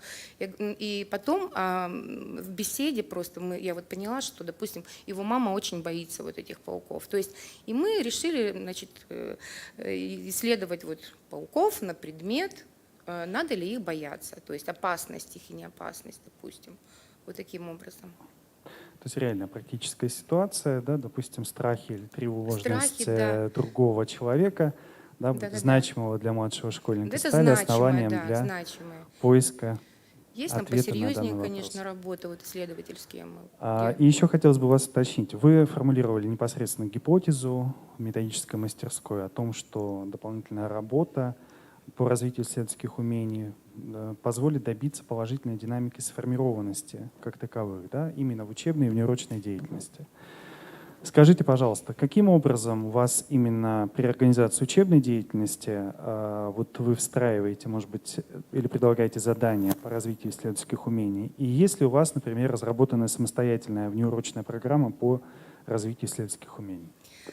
Специальной программы, это я планирую ее разработать, потому что я как бы планирую взять кружок «Юный исследователь», то есть это у меня в перспективе, и разработать данную программу. То есть у меня это в перспективе есть, то есть я исследователь. И был еще вопрос, или я ответила уже? Нет, вы рассказали про внеурочную деятельность по поводу учебной деятельности. То есть если это система специальных заданий, то каких? Ну, на уроке, ну, даже вот в содержание учебника ведь тоже включены работы по формированию исследовательских умений. То есть и много очень различных заданий. И посмотреть, например, на мир другими глазами, да, там, кузнечика там, или кого-то еще. То есть в учебнике уже заложено даже в программе и в содержании учебников эти задания на развитие исследовательских умений. Спасибо. Спасибо, Валентина Александровна. Мы благодарим вас за представление вашей методической мастерской. Пожалуйста, вы можете пройти в зал. Мы поздравляем вас с тем, что данное конкурсное испытание уже завершилось. Ну а для продолжения конкурсного испытания «Методическая мастерская» я приглашаю Чарухину Наталью Николаевну, учителя химии муниципального общеобразовательного учреждения Усогорская средняя общеобразовательная школа с углубленным изучением отдельных предметов. Межпредметная интеграция на уроках химии как средство развития познавательной активности. Добрый день, меня зовут Наталья Николаевна Чарухина. Моя методическая мастерская называется «Межпредметная интеграция на уроках химии как средство развития познавательной активности». Прошу, задавайте вопросы. Уважаемые члены жюри, Анатольевна, вы начнете, да? Наталья Николаевна, спасибо за дополнительное представление. Думаю, аудитория за это благодарна. Очень импонирует, да, о том, что в своем выступлении вы говорите о формировании научного мировоззрения, да, уже старшеклассников, да, это очень значимая составляющая. Говорите об экологическом образовании. Вот в этой связи можете ли вы выделить те предметные умения, которые, может быть, наиболее сложно осваивают обучающиеся, и как в их развитии помогают межпредметные связи? Ну, например, электролитическая диссоциация. Есть такая тема в 9 классе. И, конечно, без знаний электричества, которое проходит, например, на физике, да, эту тему дать очень сложно. Мы с этого, в общем-то говоря, и начинаем. Всегда вспоминаем, что такое электричество, что такое там анод, катод и так далее. И только на основе этих знаний уже потом, например, развиваем свою тему, что происходит с веществами, если, например, пропускать электрический ток, предположим, да. Или, например, в старших классах, но в 9 классах всегда очень сложно идет тема, например, если говорить о металлах, то... Нет, лучше я возьму тему органической химии, которая вводный курс в 9 классе, то они вообще очень плохо все это воспринимают, потому что это сложно для 9-классников. И, например, приходится всегда связывать, например, с биологией. Да? Связывать с биологией, те же самые белки, жиры, углеводы, они немножко их освоили в биологии, поэтому на этом мы делаем акцент, скажем так. Вот. Все. Спасибо. Андрей Генрихович. Наталья Николаевна, у меня вот вопрос в связи с межпредметной интеграцией. Вот вы сказали о том, что иногда темы по химии, они связаны с какими-то знаниями из других предметов, которые они уже получили. Да. А если эти знания еще у них нет, вы каким образом реализуете изучение вот этих тем? В этом-то вся и проблема, что у нас немножко не согласованы темы из разных предметов, да, то есть они немножко не взаимосвязаны. Но учитель – это универсал, приходится объяснять все самой. То есть вы, просто вы включаете. Включайте, конечно. И еще такой вопрос. Есть ли у вас практика применения интегрированных учебных задач? Да, я про это как бы говорила, что, например, такая комплексная задача, как пожар. Да? То есть мы рассматриваем вот этот процесс горения с разных сторон, да? И, в общем-то, причины, как тушить, предположим, да? Опять же, это переходит на безопасность, с разных сторон смотрим. И, соответственно, и задания такие, что делать, например, как потушить пожар и так далее. То есть, если они знают условия возникновения пожара, то они ищут и средства, как потушить этот пожар. И вы пользуетесь какими-то своими разработками или у вас есть предложенные задания? В основном, конечно, сейчас очень много информации разной в интернете, в книгах и так далее. На курсах, вот, например, пользуюсь разработками коллег своих, но что-то есть такие интересные задания какие-то и сама. Не очень, конечно, такие большие. Маргарита Борисовна. Наталья Николаевна, вы назвали примеры межпредметной интеграции химии, биологии, частично физики. Какие-то еще есть у вас в вашем опыте работы примеры интеграции с другими предметами? Вы знаете, на каждом уроке практически, не знаю, математика, решение задач, это всегда связано с математикой, так ведь? Потому что мы, например, я всегда тоже говорю, вы же на физике. Вставляете, например, формулу, да, решаете, на химии точно так же. С математиком, например, я контактирую, и, например, детям на химии почему-то трудно решать задачи на пропорцию, да, на нахождение доли. Я подходила к учителю математики и попросила ее, чтобы она в математике дала такую задачу по химии. Как они с этим справятся? То есть, они забывают почему-то на уроке химии про математику, например, и так далее. Тот же самый русский язык. Они, например, говорю по составу гидроксид. Что значит гидро, что такое оксид? вода плюс оксид, вот и все. Как бы с разными предметами, с историей в то же самое, развитие химии, личности и так далее. Со многими предметами связана химия. Я пытаюсь всегда на каждом уроке, я даже называю эти предметы специально, чтобы их как-то увлечь, как-то, ну, чтобы они связали эти предметы. Спасибо. А как в вашей школе тема эта развивается? Межпредметные связи, то есть разбирается ли она на школьных методобъединениях, то есть является ли это проблемой? Учителя задействованы ли в том, чтобы продвигать эту тему? Конечно. Вы знаете, ну, вот когда-то достаточно давно занимаюсь этой проблемой, мы делали интегрированный урок с преподавателями, учитель географии, учитель химии, учитель биологии. Например, мы рассматривали воду с разных сторон. То есть была такая практика, то есть когда несколько учителей ведут один урок. У нас очень хороший метод объединения в плане том, что мы разрабатываем внеурочную деятельность всегда совместно. То есть у нас нет отдельно, например, химик делать какое-то мероприятие или там биолог. Мы всегда делаем вместе. И пытаемся рассмотреть, например, какой-то объект или явление вот с разных сторон, с разных ракурсов, разных предметов, предположим. То вот, например, мы разрабатывали мероприятие «Украсим Родину лесами», предположим, да, то есть мы рассматривали лес с точки зрения географии, да, биологии, животный, растительный мир, например, загрязнение, то же самое, лесов, к чему приводит и так далее. Ну, как бы обязательно в нашей школе это проводится. Скажите, эта тема ваша тема самообразования вашего, или же это просто для вашего дисконкурса? Нет, вы знаете, я давно этим занимаюсь, это, можно сказать, даже прошедшая немножко тема. Хорошо. А какие тогда у вас есть результаты, успехи именно в рамках этой темы? Ну, значит, ученики, предположим, да, всегда к естественно-научным предметам, они всегда как-то, ну, выбирают эти предметы, например, при индивидуальных проектах, да, когда проекты сейчас, это обязательно именно наше направление. Потом я уже сказала, что, например, у меня дети поступают дальше, да, по нашим предметам, и очень жаль, конечно, что лучшие ученики уходят, но я только радуюсь за них, потому что это они самоопределились, так, состоялись, выбрались из стезю, и я очень рада всегда за них, когда они выбирают дальше учиться по нашим предметам.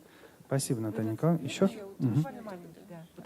Продолжу. Интересно очень стало. Скажите, пожалуйста, вы назвали один пример творческого проекта межпредметного. Есть ли еще какие-то проекты, которые в вашей школе были уже реализованы? У нас вот, мы даже сделали этот проект муниципальный, сначала на уровне школы, а затем муниципальный уровень к 70-летию Победы. Все. Ну, в общем, как бы о войне тоже, ну, типа квеста, значит, и на разных станциях дети получают разные знания. Например, о ученых, которые вложили вклад, да, предположим, медицина, да, которая использовалась, да, лекарства и так далее. Все для фронта, все для победы, то есть как тыл работал, например. То есть вот такие вот разные станции. Вот. Спасибо, Светлана Анатольевна. Права моя коллега, да, стало очень интересно, потому что вот отвечая на вопросы, вы, по сути, да, обратились к анализу, да, проблемы, опять же, и все-таки вот вопрос примерно в этом же ракурсе, но несколько иначе. Скажите, действительно достаточно сложно ребенку ряд тем по химии связать с реальной жизнью, да, сложно перенести в другие условия, и вы проиллюстрировали это на примере урока математики, где они решали химическую задачу. И все же, в какой мере вам удается, как бы вы могли, да, вот это вот охарактеризовать относительно хотя бы некоторых учеников, да, какова у них результативность, какие сформированы вот предметные результаты, и вы могли бы вот их назвать с точки зрения формирования такого химического мировоззрения? Вы знаете, например, я еще всегда детям говорю, чтобы они, вот, ну, как бы, чтобы развить межпредметную интеграцию, у них должна быть логика, логическое мышление. Да? Я всегда говорю, включите логику. То есть свяжите с жизнью, да? Вспомните. Вот буквально недавно у меня был пример, я вам расскажу. Конечно, фотосинтез. Дети знают фотосинтез с началки, да, с начальной школы, извините, учителя начальной школы. И вроде бы они знают, да, что-то приходят домой, все знаем, биология начинается. Это были девятиклассники, они прошли фотосинтез на уроке биологии. Когда мы начали изучать органическую химию, я им сказала, давайте, ну что, органические вещества и неорганические, они, в общем-то, взаимосвязаны. И написала уравнение химическое этого процесса. Они не смогли, честно, я прямо проговорила, углекислый газ плюс вода, получается глюкоза, выделяется кислород. То есть им очень сложно, на самом деле очень сложно. И вот там какими-то наводящими вопросами, на самом деле это проблема большая у детей. Но как те, которые дети, хорошая логика, да, логическое мышление, они потом приходят к какому-то определенному выводу. То есть увеличиваем количество заданий, пишите химическим языком нечто, да? Да, да. Спасибо. Наталья Валерьевна. И у меня вопрос. Наталья Николаевна, скажите, пожалуйста, а если к вам придет ребенок, который чистый гуманитарий, вот есть ли у вас опыт межпредметных связей с языками, например? Ну вот с историей вы сказали, там история химии, но при решении задач история химии, например, мне мало поможет. Вот, например, языки, литература, вот что-то вы будете выстраивать, чтобы у него тоже все-таки сформировался определенный блок знаний по вашему предмету? Но мы здесь используем, например, литературные произведения. Во многих литературных произведениях, там, например, найди ошибку. Ну, всем известный пример – это собака Баскервилей, да, то есть с фосфором, предположим, да, или, например, Клеопатра, я задаю вопросы, да, предположим, да, ну, какие-то литературные произведения, или, предположим, не знаю, сочинить стихотворение, творческие задания такие, например. Или, например, если ребенок рисует, я всегда даю какие-то творческие задания, например, там, изобразить, предположим, процесс какой-нибудь и так далее. Ну вот так вот. Нет, можно. Всегда можно найти точки соприкосновения. Не думайте, что нельзя. Можно. Спасибо.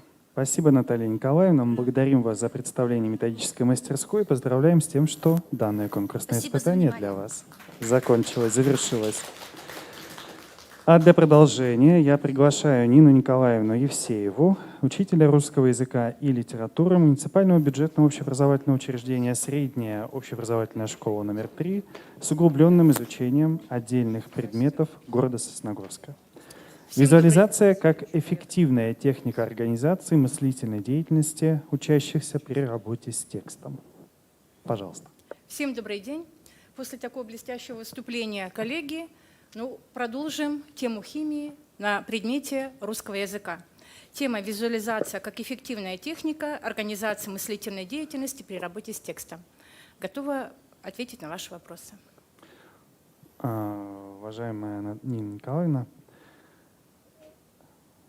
анализируя принципы традиционного обучения, Василий Васильевич Давыдов обратил внимание на содержание принципа наглядности, который, в общем-то, в конечном итоге приводит к формированию так называемых эмпирических понятий. Вот в вашем понимании, в вашей методической визуализация будет больше относиться к принципу наглядности или к принципу предметности, который, в общем-то, позволяет вывести именно на формирование теоретических понятий? Спасибо за вопрос. Работа с текстом – это одна из сложнейших видов деятельности на любом предмете. Когда мы работаем на уроке русского языка с лингвистическим текстом, с научным текстом, я беру в 5 классе ребят, понятное дело, что работа с терминами, с понятиями развита слабо. Для того, чтобы усвоить какое-либо лингвистическое явление, а еще более сложный уровень эти лингвистические понятия в системе, то выстраивание логических схем, как я обратила внимание, кластеров, да, или же чек-листов, введение чек-листов на уроке, они, во-первых, помогают ребенку выстроить изучение темы в какой-то определенной системе, а затем становятся хорошим материалом для повторения и закрепления. Если же мы берем художественные тексты, с которыми мы работаем на уроках развития речи, это ведь тоже вид текста. С художественными текстами работаем при подготовке к изложению, при подготовке к сочинению. И опять же, сталкиваемся с тем, что запоминание информации для учащихся сейчас это довольно-таки трудоемкое занятие. И когда у нас идет подготовительная работа к написанию изложения, я беру подробное изложение, чтобы не упустить никакую деталь, ребенку надо запомнить очень много информации. А если он будет владеть таким приемом, как скрайбинг, когда он может рисовать по ходу чтения учителем текста какие-то свои знаки, соответственно, воспроизведение, этап воспроизведения ему будет гораздо легче. Ну и большое спасибо за ответ. В продолжении своего вопроса я хотел бы, чтобы вы прокомментировали. Выполняя данные, собственно, или применяя данные приемы, методы и так далее, ребенок создает, собственно, определенные какие-то схемы. Можно ли назвать это универсальной моделью, которая могла бы использоваться, например, на другом тексте и прочее? То есть именно используете ли вы метод моделирования в этой ситуации? Если в 5 классе я их во время чтения текста и изложения учу использовать сокращенные знаки, рисунки, чтобы запомнить логику текста, то в 11 классе, когда мы готовимся на ЕГЭ к 27-му заданию, это написание сочинения по определенным критериям, сейчас я заметила, что мои 11-классники для того, чтобы определить проблему, которая идет в тексте, а мы знаем, что в тексте может быть до 7 и даже больше проблем, и важно не отклониться от центральной, главной проблемы, многие до сих пор рисуют этот текст.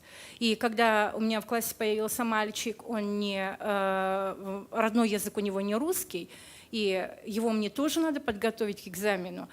Вот именно прием скрайбинга для него стал оптимальной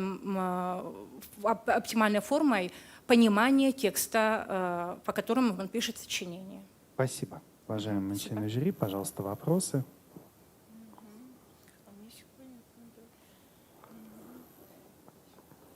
Маргарита Борисовна. Нина Николаевна, вы сказали в своем выступлении, вот то, которое с презентацией у вас было, да? Вы сказали о том, что вы работаете над проблемой, которая называется клиповое мышление у ребят, чтобы вот эту проблему каким-то образом решить ее, да? Скажите, пожалуйста, а вот упрощение запоминания, оно не приводит ли снова к клиповому мышлению? Спасибо за вопрос.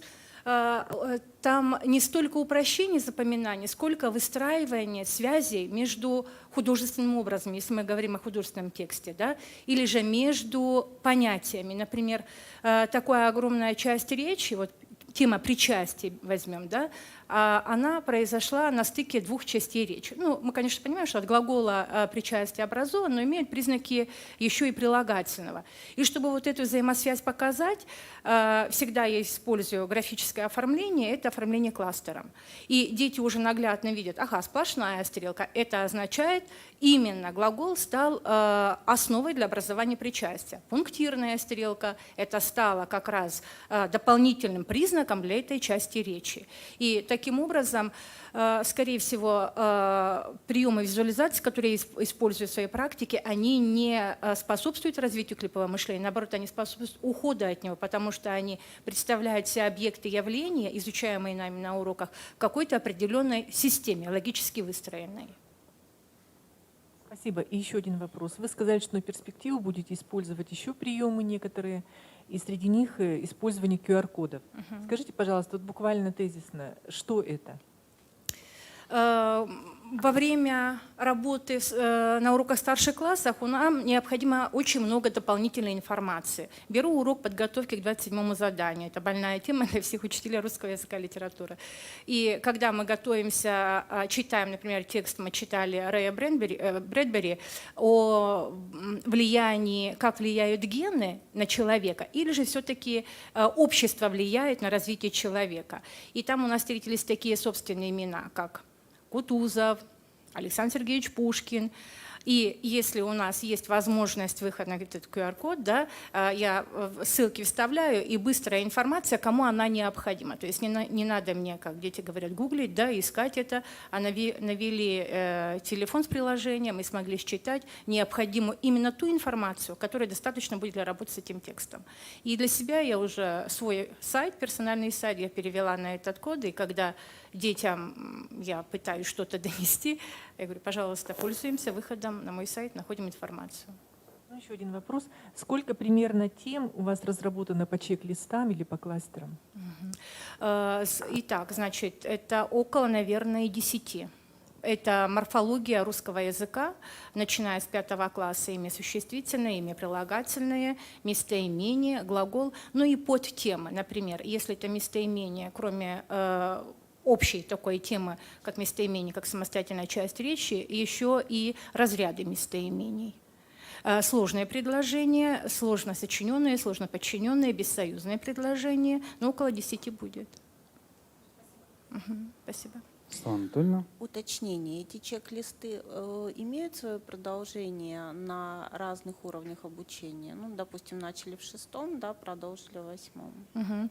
Спасибо. Сейчас мы с 11 классом готовимся к экзамену. Очень многие говорят, а вот в 9 классе мы готовили такой чек-лист по теме бессоюзные сложные предложения. А там у нас вот это правило было по-другому написано. Но мы же знаем, что лингвистика развивается, мы этот чек-лист дополняем. Пожалуйста, можете дополнять, там, исправлять и так далее. У них есть папки по подготовке к экзамену. Мы начинаем вести их уже официально так, с 8 класса к ОГЭ-экзамену. И они туда собирают тот материал, который им дается на уроках, они его не выбрасывают. И, в принципе, их можно при необходимости попросить у меня дополнительно, кому надо. Все ли приемы визуализации, которые вы используете, дают возможность работать именно в контексте деятельности, мысли деятельности? То есть там присутствует и цель, там присутствует, да, ряд действий определенных познавательных, и там есть этап самоконтроля и самооценки. Или некоторые не содержат эти компоненты? Если мы говорим о правилах на орфографию, например, n удвоенный n в отглагольных прилагательных и в причастиях, здесь, скорее всего, знаниевый компонент только на уровне запомнить. Например, если мы говорим об алгоритме. Чек-лист, он состоит из нескольких этапов, из нескольких частей. Туда соединяются и таблицы, и кластеры могут, если это вводный урок какой-то, да, и рефлексия, она тоже может быть включена в этот чек-лист. Но это не обязательно, что на каждом уроке все эти составляющие будут.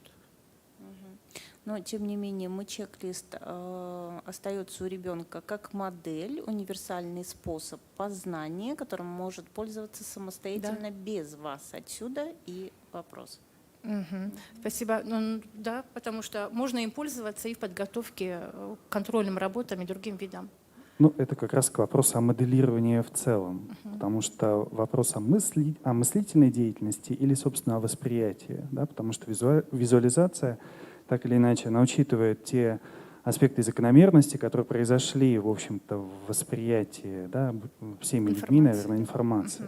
Потому что нам удобнее действительно на инфографике видеть все, что относится непосредственно к конкретному там, кейсу, случаю и так далее, правилу, к разделу ли программы и прочее.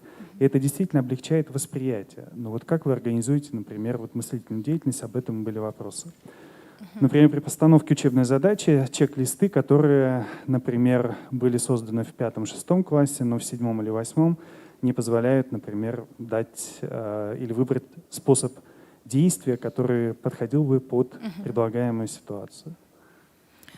Это не вопрос, это просто комментарий, поэтому мы благодарим вас. Есть ли еще вопросы, уважаемые члены жюри? Уважаемая Нина Николаевна, мы поздравляем вас с тем, что конкурсное испытание «Методическая мастерская» у вас уже завершилось. Пожалуйста, проходите в зал. Спасибо. Для продолжения конкурсного испытания я приглашаю Жигалову Валентину Алексеевну, учителя обществознания муниципального бюджетного общеобразовательного учреждения, средняя общеобразовательная школа поселка Вухты. И тема методической мастерской – наставничество как условие повышения компетентности и творческого потенциала педагога. Добрый день. Меня зовут Валентина Алексеевна Жигалова, да, я работаю в Ухтомской школе. И хочу представить тему методической мастерской «Наставничество как условие повышения компетентности и творческого потенциала педагога». Готовы к вопросам? Уважаемая Валентина Алексеевна, если позволите задать вам следующий вопрос. Лев Семенович Выгодский сравнивал непосредственно два варианта развития. Это предопределенное, то есть управляемое, наверное, да, так скажем, развитие, и все-таки непредопределенное, которое позволяет как раз выйти за рамки, например, там, зоны ближайшего актуального развития в зону ближайшего и так далее. В своей методической мастерской вы сказали, что вы управляете траекторией развития детей. Вот скажите, пожалуйста, каким образом это осуществляется и как, в общем-то, это работает на развитие учащихся, с которыми вы работаете? Спасибо. Конечно, тема наставничества уйду немножко в сторону, но постараюсь на ответ выйти. Наставничество, конечно, тема сейчас возрождается, больше сказать, и становится актуальной. И когда мы стали думать, и какую тему выбрать, то пришли к такому выводу, что, в принципе, мы о наставничестве и наставничеством занимаемся еще с 2004 года, когда мы создали наш поисковый отряд. И выезжая в экспедиции, соответственно, дети учатся прежде всего у друг друга. Результаты, они есть на сегодняшний день, потому что ребята равняются на старших и младшие ребята и хотят, конечно, быть похожими именно на них. И одного мальчика я всегда вспоминаю, и в презентации я его вспоминала, он сегодня завершает педагогический колледж, то есть он у нас учитель начальных классов, достаточно успешно прошел практику государственную в первой школе, его уже пригласили работать. И когда он первый раз приехал в экспедицию, фраза такая прозвучала: «Илья, свари макароны». Он, значит, сварил, но ему не сказали, что воду сначала нужно вскипятить. И ему на всю жизнь вот эта фраза запомнилась, он никогда, как говорится, вот на практике он сделал, и в следующий раз, он в будущем уже, где-то через год, он уже идеально все делал в плане вот самостоятельности, в плане бытовых таких вопросов. Вот как Конфуций говорил, что «скажи мне, и я забуду». Да, мы все покажи, помним, и я да, запомню, да. и если, как говорится, сделаю, то запомню на всю жизнь. Спасибо за ответ, уважаемые члены жюри. Пожалуйста, вопросы? Скажите, Светлана пожалуйста, в учебной деятельности наставничество, между детьми, каким образом вы применяете, и увидим ли мы какие-то элементы на конкурсных мероприятиях? В учебной деятельности это прежде всего мы готовим детей к Всероссийской олимпиаде школьников, то есть понятно, что в рамках учебного предмета и во время урока мы не успеваем проходить тот материал, который необходим для олимпиадных заданий. Участвуя в олимпиаде, ребята занимают призовые места. В этом году было первое место по обществознанию на муниципальном этапе. В прошлом году ребенок проходил и на республиканский этап по истории. Маргарита Борисовна. Скажите, пожалуйста, вы говорили много в своей презентации о ролях, да? То есть те ролевые позиции, или ролевые репертуары, которые можно присвоить людям в зависимости от того, какой уровень наставничества они, каким уровнем овладели. Скажите, пожалуйста, у вас какой уровень наставника? Если брать те ролевые репертуары. У меня уровень больше получается коуча, то есть решаем проблемы, в частности, когда создаем социальные проекты, то нужно направлять в решение. Это по отношению к учащимся, да? Да. Угу. Скажите, пожалуйста, какой ролевой репертуар могут овладеть ребята? Каким ролевым репертуаром могут овладеть ребята? Они также могут, как и я, конечно, быть коучами, и также, думаю, что тьюторами. Вы сказали тьютором, следовательно, это не такой большой процент, да? Обучающихся могут овладеть этим. Хорошо, коучем это побольше процент. Да. Какие методы тогда можно использовать для того, чтобы их поднять до уровня коуча, а затем до уровня тьютора?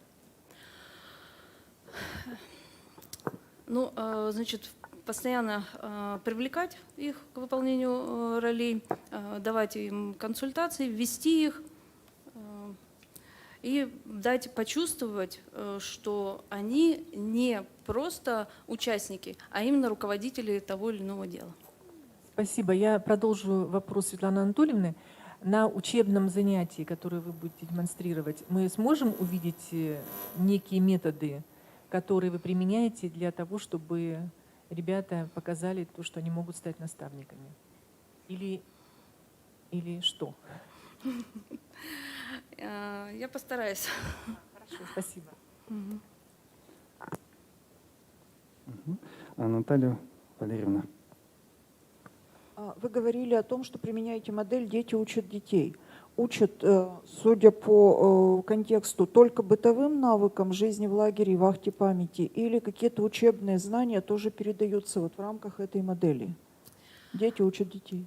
Так, если в экспедиции, то знания предметные, там не только бытовые вопросы, там специальное оборудование, это металлодетекторы, это щупы, то есть техника безопасности работы с данными предметами. Вообще тема истории Великой Отечественной войны – это одна из главных тем. Думаю, так. Да, Маргарита Борисовна. Я продолжение, простите, Нет, ничего страшного. своих вопросов. Мне стало опять же интересно. Вы сказали, что у вас ваш уровень репертуара — это только коуч либо тьютер. А почему вы не хотите овладеть следующими уровнями и самым высоким из них, о котором вы говорили? Ну, студентов у нас на практике, если говорить о адвайзере, то студентов у нас не так часто бывает на практике, хотя вот сейчас были в этом году, и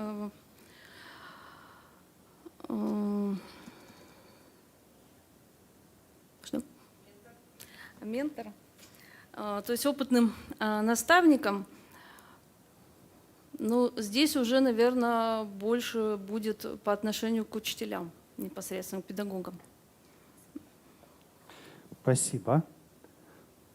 Спасибо, уважаемая Валентина Алексеевна. Мы благодарим вас за представление методической мастерской и поздравляем вас с тем, что данное конкурсное испытание завершилось. Пожалуйста, проходите в зал. Уважаемые друзья, ну а завершать первую часть конкурсного испытания методической мастерской перед перерывом мы приглашаем Валентину Васильевну Тарабукину, учителя начальных классов муниципального общеобразовательного учреждения Кирчомская средняя общеобразовательная школа. Тема методической мастерской – применение продуктивных приемов повторения в обучении. Добрый день. Тарабукина Валентина Васильевна. Тема моей методической мастерской – это применение продуктивных приемов повторения в обучении. Уважаемые члены жюри, пожалуйста, вопросы. Маргарита Борисовна. Валентина Васильевна, вы говорили в своем выступлении о ментальных картах. Скажите, пожалуйста, ментальные карты, они всегда творческие или есть некие эталоны, которым можно следовать или с которыми можно сравнивать то, что создано в процессе обучения? Есть, конечно, эталоны, да. Когда ребята создают свои ментальные карты, потом мы выходим, показываем, все смотрят и обсуждают. То есть у меня это так, а у тебя это по-другому. То есть получается, да, у кого эталон? Ребята, когда выходят, показывают, они обсуждают свои карты ментальные. Так, ну, понятно. Свои карты — это значит то творчество, которое они в данном случае да. изобразили. Да. А эталон тогда у кого? Поначалу, когда мы начинаем работать с ментальными картами, я сама показываю, как она вообще создается. Мы с ребятами пользуемся неким алгоритмом создания этих ментальных карт, поэтому как бы алгоритм будет эталоном создания ментальных карт. Ну, немного друг друга мы не поняли, наверное. Вы говорите об образце, да? Образец, который в самом начале вы показываете для того, чтобы они могли создавать свои ментальные карты. Я говорю о том, что они создали, скажем, разные ментальные карты, они друг другу их показывают, я сейчас моделирую ситуацию, да, и вам, как учителю, хочется или хотелось бы показать, что есть некий другой вариант ментальной карты, который будет лучше. Либо вы остаетесь на их мнении, что вот что они создали, то и хорошо. Либо у вас есть эталон, то есть то, что вы создали самостоятельно до урока, и затем вы подводите ребят к тому, что существует некий эталон, и вот сравниваете их творчество с тем эталоном. Либо вы этот прием не используете. Бывает, но только очень редко, когда я вижу, что вот какие-то отклонения в создании ментальных карт ребят есть по моей только тогда. А когда схожие работы, то я свою не выставляю на показ.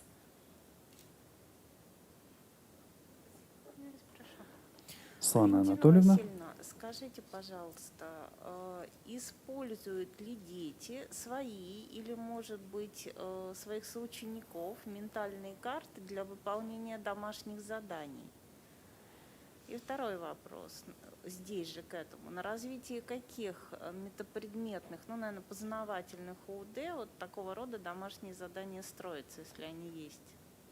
Но на дом создание ментальной карты я практически не задаю. Нет, построена ментальная карта, на ее основе дается ли домашнее задание? Да. Нет, нет. Нет. Нет, домашнее задание на составленной ментальной карте я не задаю.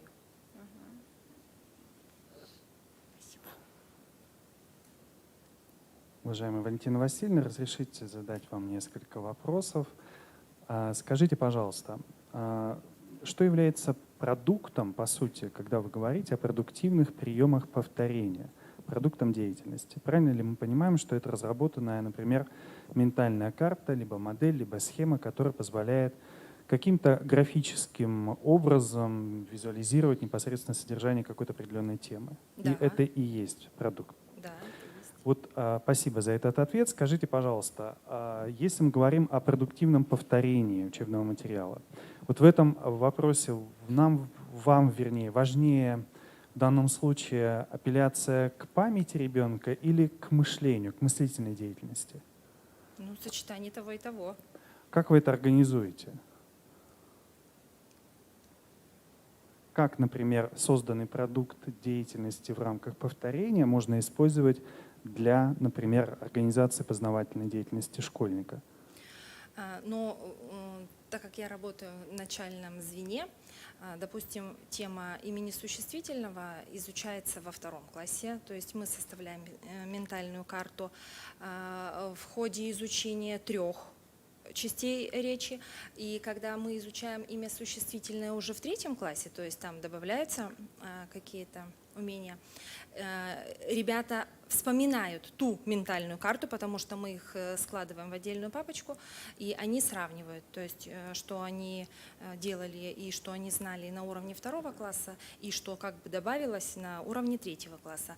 И ту же самую ментальную карту, добавленную в 3 классе, если мы снова достанем из папки в 4 классе, то уже детям совсем будет хорошо видно, что нового добавилось, и они вспоминают на основе этой ментальной карты то, что у них уже заложено.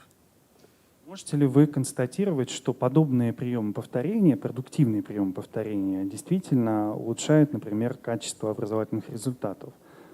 И связано ли это только, например, с предметными результатами? Может быть, вы видите какую-то динамику в развитии метапредметных результатов? Но то, что улучшаются результаты, это да. Потому что в голове ребенка лучше укладывается схематическое. Это как бы я работаю уже на протяжении нескольких лет и заметила, что если мы составляли схему по этой теме, то у ребенка точно все уложилось в сознании, и то есть он, вспоминая эту схему, может выдать информацию. Спасибо. И еще, если позволите, очень часто педагоги говорят, ну зачем нам тратить столько времени на то, чтобы составить ментальную карту? Да, то есть не все, может быть, видят действительно именно вот эффект в этом. Вот какая доля, может быть, времени на уроке или в целом, например, там, программе у вас отводится для составления ментальных карт? Но это когда мы только начинаем составлять ментальные карты, по времени, конечно, это происходит дольше. А потом уже к концу 4 класса ребятам это нравится, они самостоятельно, они знают, что мы будем пользоваться разными цветами, и всегда у них в пеналах разные цвета, фломастеров, все есть. Даже сами, вот, если смотреть 1 класс, ближе к концу 1 класса они даже пытаются в своих файлах сохранить какие-то вырезки, а вдруг они нам пригодятся для создания ментальной карты. То есть Спасибо. они как-то сознательно уже к этому Да, относятся. и вопрос Маргариты Борисовны, пожалуйста. Скажите, пожалуйста, сколько у вас учителей начальных классов в школе? 4. 4. Все ли они увлекаются подобной технологией или методикой? Ну, думаю, что не все. Почему думаете, то есть вы не знаете? об этом? Нет, просто как бы именно таким они не делились. Ну вот обсуждая как бы индивидуально, я знаю, что двое точно занимаются. То есть вы не транслируете Нет, этот опыт? нет. А почему нет? Ну вот этот прием я не транслировала. Почему? Не знаю. Хорошо, а они чем делятся с вами? Бывает у нас заседания методических объединений, и мы, конечно, рассматриваем приемы и приемы работы с одаренными детьми и с как бы не совсем успевающими. На таких мероприятиях бывает, что обсуждаем, но ментальную карту почему-то мы не обсуждали. Хорошо. Ладно, спасибо. Возможно, ваше выступление поможет на методобведении на школьном Конечно. ознакомить своих коллег. Вам Обязательно. спасибо. Уважаемые члены жюри. Уважаемая Валентина Васильевна, мы поздравляем вас с тем, что конкурсное испытание «Методическая мастерская» для вас уже завершена. Приглашаем вас пройти в зал. Ну а уважаемые члены нашего первого этапа, вы можете, во-первых, поаплодировать. Во-вторых, уважаемые коллеги, уважаемые друзья, мы сейчас с вами сделаем небольшой перерыв. Мы его сделаем до 15:00. Уважаемые присоединившиеся к нам в трансляции коллеги, мы вас благодарим за то, что вы остаетесь с нами, то, что вы активны. И, конечно же, мы предлагаем вам тоже сделать перерыв и продолжим нашу непосредственно уже трансляцию в 15:00.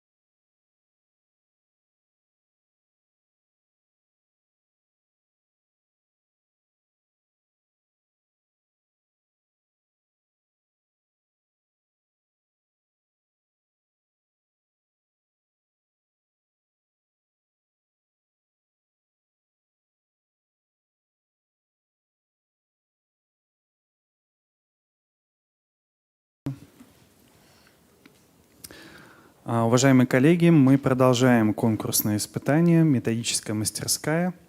Приветствуем тех, кто к нам присоединился по подключению. Еще раз обращаю ваше внимание, что предварительно все участники республиканского этапа Всероссийского конкурса «Учитель года России» уже представили видеозаписи методических мастерских, и сейчас будут членами жюри озвучены вопросы для каждого конкурсанта. Ну, а для продолжения я предоставляю слово Ольге Николаевне Кутиной, учителю начальных классов муниципального бюджетного общеобразовательного учреждения средняя общеобразовательная школа номер 3 поселка Жешет. Тема методической мастерской – формирование самостоятельности у младших школьников. Добрый день, уважаемые члены жюри. Меня зовут Кутина Ольга Николаевна. Тема моей педагогической мастерской – формирование самостоятельности у младших школьников. Уважаемые члены жюри, Ольга Николаевна, разрешите вам задать вопрос. Скажите, пожалуйста, какие аспекты самостоятельности младшего школьника вами в методической мастерской в данном случае вот представлены методы и приемы по развитию какого-то конкретного аспекта? Говорим ли мы здесь о субъекте учебной деятельности младший школьник, да, как непосредственно становящийся субъект, или это, допустим, самостоятельность в познавательной деятельности, то есть то, о чем вы тоже говорите в своей методической мастерской? Я думаю, что не стоит разделять вот эти два фактора, потому что самостоятельность – это качество, которое в учении очень важно. И вот именно познавательную самостоятельность мы начинаем развивать с начальной школы. И уже с учетом того, что она развивается ученик как субъект учения. Уважаемые члены жюри, Наталья Валерьевна. Уважаемая Ольга Николаевна, вы говорили, что используете универсальные учебные материалы. У меня следующий вопрос. Вы используете их готовые, вот поскольку их очень много уже в изданном состоянии, либо вы их составляете сами? Да, большое спасибо за вопрос. Я начну с небольшой предыстории. Для себя открыла я их 3 года назад. Я увидела готовый универсальный учебный материал в типографии, купила. Ну, вообще люблю новинки литературы и стала изучать. И мне очень понравилась сама подача учебного материала в этом, работа с учебным материалом. И когда я стала применять на практике сначала готовый учебный материал, вот универсальный, именно вот на уроках окружающего мира вот мне попалась хорошая методическая литература, и я увидела результат работы. И потом стала постепенно пробовать на разных предметах. Например, на технологии, на уроки русского языка, на уроки математики. Потому что текстов много в учебнике. Вот сначала начинала с готовых, постепенно в мою копилочку добавляются и уже самостоятельно мной сделанный универсальный учебный материал. И в этой связи у меня второй вопрос. Они все-таки ориентированы на ОМК «Школа 2100». Как они соотносятся со «Школой России»? Большое спасибо за вопрос. Тут я, знаете, позволю с вами не согласиться, что они ориентированы строго только на систему вот этих учебников. Почему? Потому что в первую очередь это универсальный учебный материал. В чем универсальность? Он можно применять на любых уроках, с любым учебником, потому что он по своей сути это набор продуктивных заданий к тексту. А текстов много в любом учебнике, неважно, это «Школа России», это «Школа 200» или любая другой МК. Светлана Анатольевна. Ольга Николаевна, вы сказали, что работали с универсальными учебными материалами в период дистанционного обучения. Сколько за это время вам пришлось создать материалов? И следующий вопрос. Как вы, создавая эти материалы, потом измеряли рост самостоятельности школьников? Вот это мы не очень поняли из презентации. Вот смотрите, как создавала, каким образом. Вот у тебя есть тема урока.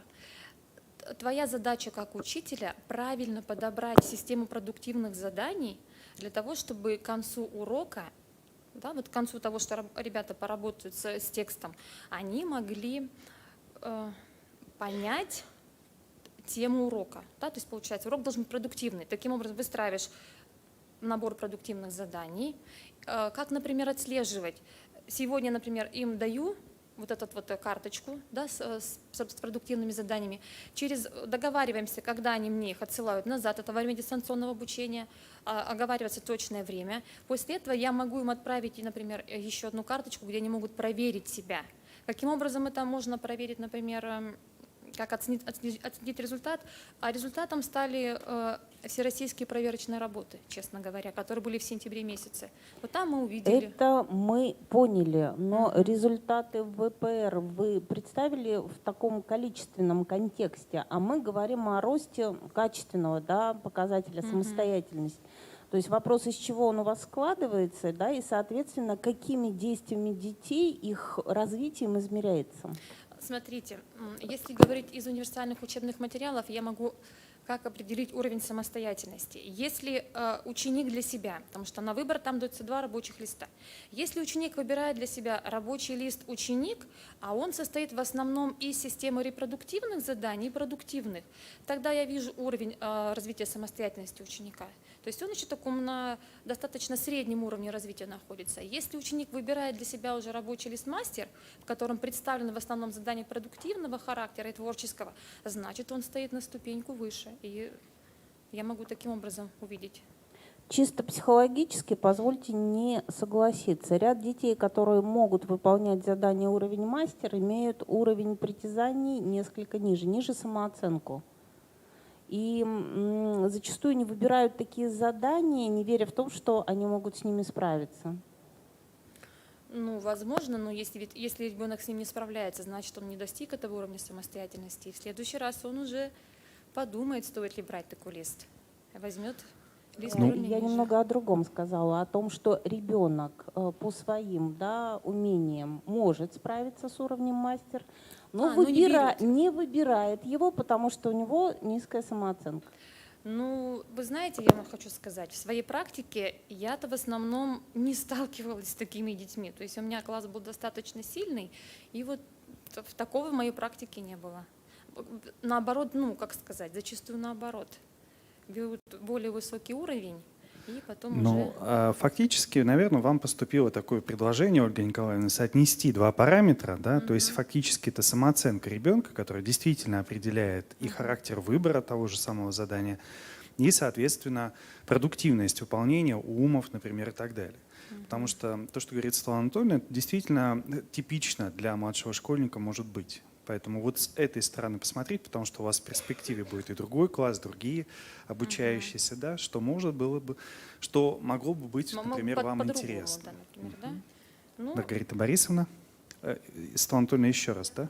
Да, конечно. Я знаю, что в прошлом году ваша школа изучала, да, ну, условно, технологию разработки умов. Скажите, пожалуйста, вот реально каждый ли учитель может их создавать? смотрите, вот реально создавать может каждый, но создают не все. Вот в чем дело. Потому что это все-таки большая работа должна быть проведена. И если это делать, например, каждому уроку, то это на самом деле сначала занимает достаточно много времени, потому что вот грамотно выстроить систему заданий вот на первом этапе, когда только начинаешь работать, сложновато, потом уже полегче идет. Ну, возможно, не все учителя готовы так работать. У кого-то, может быть, свои... Стиль мышления профессионального меняется? Я думаю, что да. Ну, что меняется? Ну, знаете, начинаешь более ответственно подходить. Вот я, как учитель, например, начинаю более ответственно подходить теперь к подбору заданий. Даже, например, если я не беру ум, просто на уроке уже более вдумчиво относишься к заданию, которое ты даешь на урок. Поэтому... Вам легче стало самой делить задания продуктивные и непродуктивные? Честно говоря, да. Я вот для себя увидела вот эту разницу. Да, разницу заметила. Спасибо. Ольга Николаевна, у меня еще следующий вопрос. Например, ученик выполнил рабочий лист ученик и сделал его идеально. Другой сделал рабочий лист мастер. Разница в оценке у них будет или они получают одинаковую оценку? Смотрите, дело ведь, как сказать, когда ученик справился, вот если он не выполнил задание уровня мастера, да, он же, получается, он же на 5 рассчитывает, но он же может вот проработать, увидеть здесь, где у него проблема. Это же ведь не одно задание, на котором там, это несколько заданий. И чем хороший универсальный учебный материал. Ребенок четко видит, какое умение у него западает. И я, как учитель, это вижу. И, конечно, он получит свою 4, скажем так, не 5, на которую он претендовал, например, да, он получит свою 4. Потому что для меня это уже звоночек. Вот это умение сформировано у этого ребеночка, мне вот над этим надо будет поработать в следующий раз. На это обратить внимание. И продолжается ли работа по универсальным учебным материалам в среднем звене? У нас продолжается. По каким предметам? Ну, в зависимости от того, если педагог, я же не могу вам сказать, например, на каком конкретном уроке. Я учитель начальных классов, я свое знаю, я знаю, что в старших классах используют, прям назвать предмет, учитель биологии. Наверное, биология учитель биологии точно использует у нас, да, это я точно знаю. Маргарита Борисовна, пожалуйста. Николаевна, скажите, пожалуйста, стаж работы вашей? Вообще общий педагогический стаж у меня 22 года, а учитель начальных классов я работаю с 2008 года. Ну, получается, 12 лет, да? Да, 12 лет. Вы говорили много в своей презентации о актуальности данной проблемы, которую вы поставили. Это об отсутствии самостоятельности у ребят, которая возникла, как будто бы недавно. Нет. Из вашего опыта работы сколько примерно лет она существует для вас, эта проблема? Вы знаете, для меня, Вы просто говорили о том, что, простите, перебила вас, вы просто говорили о том, что эта проблема очень актуальна для современных детей. Современные в данном случае имеется в виду тот срез, который сейчас. Да. Я вам сейчас хочу сказать, что проблема самостоятельности вообще волновала всех педагогов, психологов на протяжении того, как существуют эти науки, потому что все-таки проблема отцов и детей была всегда. А сформировать самостоятельность, например, почему сейчас трудно? Это актуальность, повышенность, потому что информации очень много на детей. И сейчас, когда родители занимаются тем, что зарабатывают деньги, детям-то никто по сути своей сильно не объясняет, что чего. Дали в руки гаджеты с 3 месяцев, ребеночку что надо, только пальчиком поводить. Где его самостоятельность, где развивается его активность познавательная? Этого нет. Нет, из вашего опыта работы, из вашей практики. Я вам говорю, все что... годы. Да. А с каждым годом они все менее самостоятельны. Если раньше, например, как минимум дети завязывали шнурки, проблема была, то сейчас-то общество шагнуло вперед. Зачем шнурки завязывать учить? На липучках обувь придумана. А как шнурки не умели завязывать, так и не умеют. Портфель также собирают родители. Даже домашние задания умудряются за них делать. Поэтому... Понятно. Наряду с тем методом, который вы описали в своей презентации, какие еще приемы и методы используете для формирования самостоятельности? Вы знаете, для себя, когда открыла универсальный учебный материал, это, конечно, стало у меня основным сейчас, да, именно в познавательной активности. Если, например, вы имеете в виду внеурочная деятельность вообще или в уроке? Например, если во внеурочной деятельности, можно я скажу с опыта работы своего класса, который нынешние пятиклассники, когда они ко мне пришли в 1 класс, я скажу сейчас о внеурочной деятельности, у нас была проблема в чем? Они же первоклашки, за них здесь все делали родители. И знаете, постепенно, праздник. Ребят, давайте начнем с того, что сами оформим, сами украсим. И таким образом сначала я помогала, и мы дошли к уровню 4 класса, когда дети уже планировали мероприятия на учебный год, что бы они хотели, какие мероприятия. Они уже сами готовились, задания придумывали. То есть уровень самостоятельности к 4 классу вырос существенно. В урочной деятельности вы выбрали для себя основным приоритетным приемом? Основным, да. Я использую другие разные приемы, они же в системе все вместе работают. Светлана Анатольевна, будете вопрос задавать? Наверное, последний вопрос. Мы много говорим о самостоятельности, параметры самостоятельности, которые вы для себя обозначаете и, соответственно, измеряете. Мы ушли немножко от ответа на этот вопрос. Итак, на что я обращаю внимание? Во-первых, я смотрю в учебной деятельности, если говорить о самостоятельности, об умении ребенка поставить цель перед собой, да? Об умении планировать свою деятельность, об умении контролировать правильность выполнения тех задач, которые он поставил себе на урок, и об умении провести рефлексию, то есть над чем еще надо поработать. От умения отличить знал и узнал на уроке. Таким образом. Как раз и был первый вопрос, связан с какими аспектами самостоятельности представляется вам методическая мастерская. Уважаемая Ольга Николаевна, мы благодарим вас за представление вашей методической мастерской и поздравляем с завершением первого конкурсного испытания. Спасибо. Спасибо Пожалуйста, за вопросы. проходите в зал. А для продолжения я приглашаю Косолапову Анну Сергеевну, учителя иностранного языка муниципального бюджетного общеобразовательного учреждения «Гимназия номер 2» города Инты. Технология edutainment. Пожалуйста. Здравствуйте, уважаемые жюри, коллеги и гости нашего мероприятия. Меня зовут Косолапова Анна Сергеевна, и тема моей педагогической мастерства – это технология edutainment или обучение с развлечением. Уважаемые коллеги, задам, наверное, вопрос, который звучит даже и на федеральных этапах и так далее. Потому что, наверное, мы всегда задаем себе вопрос, как найти баланс или золотую середину между обучением и развлечением.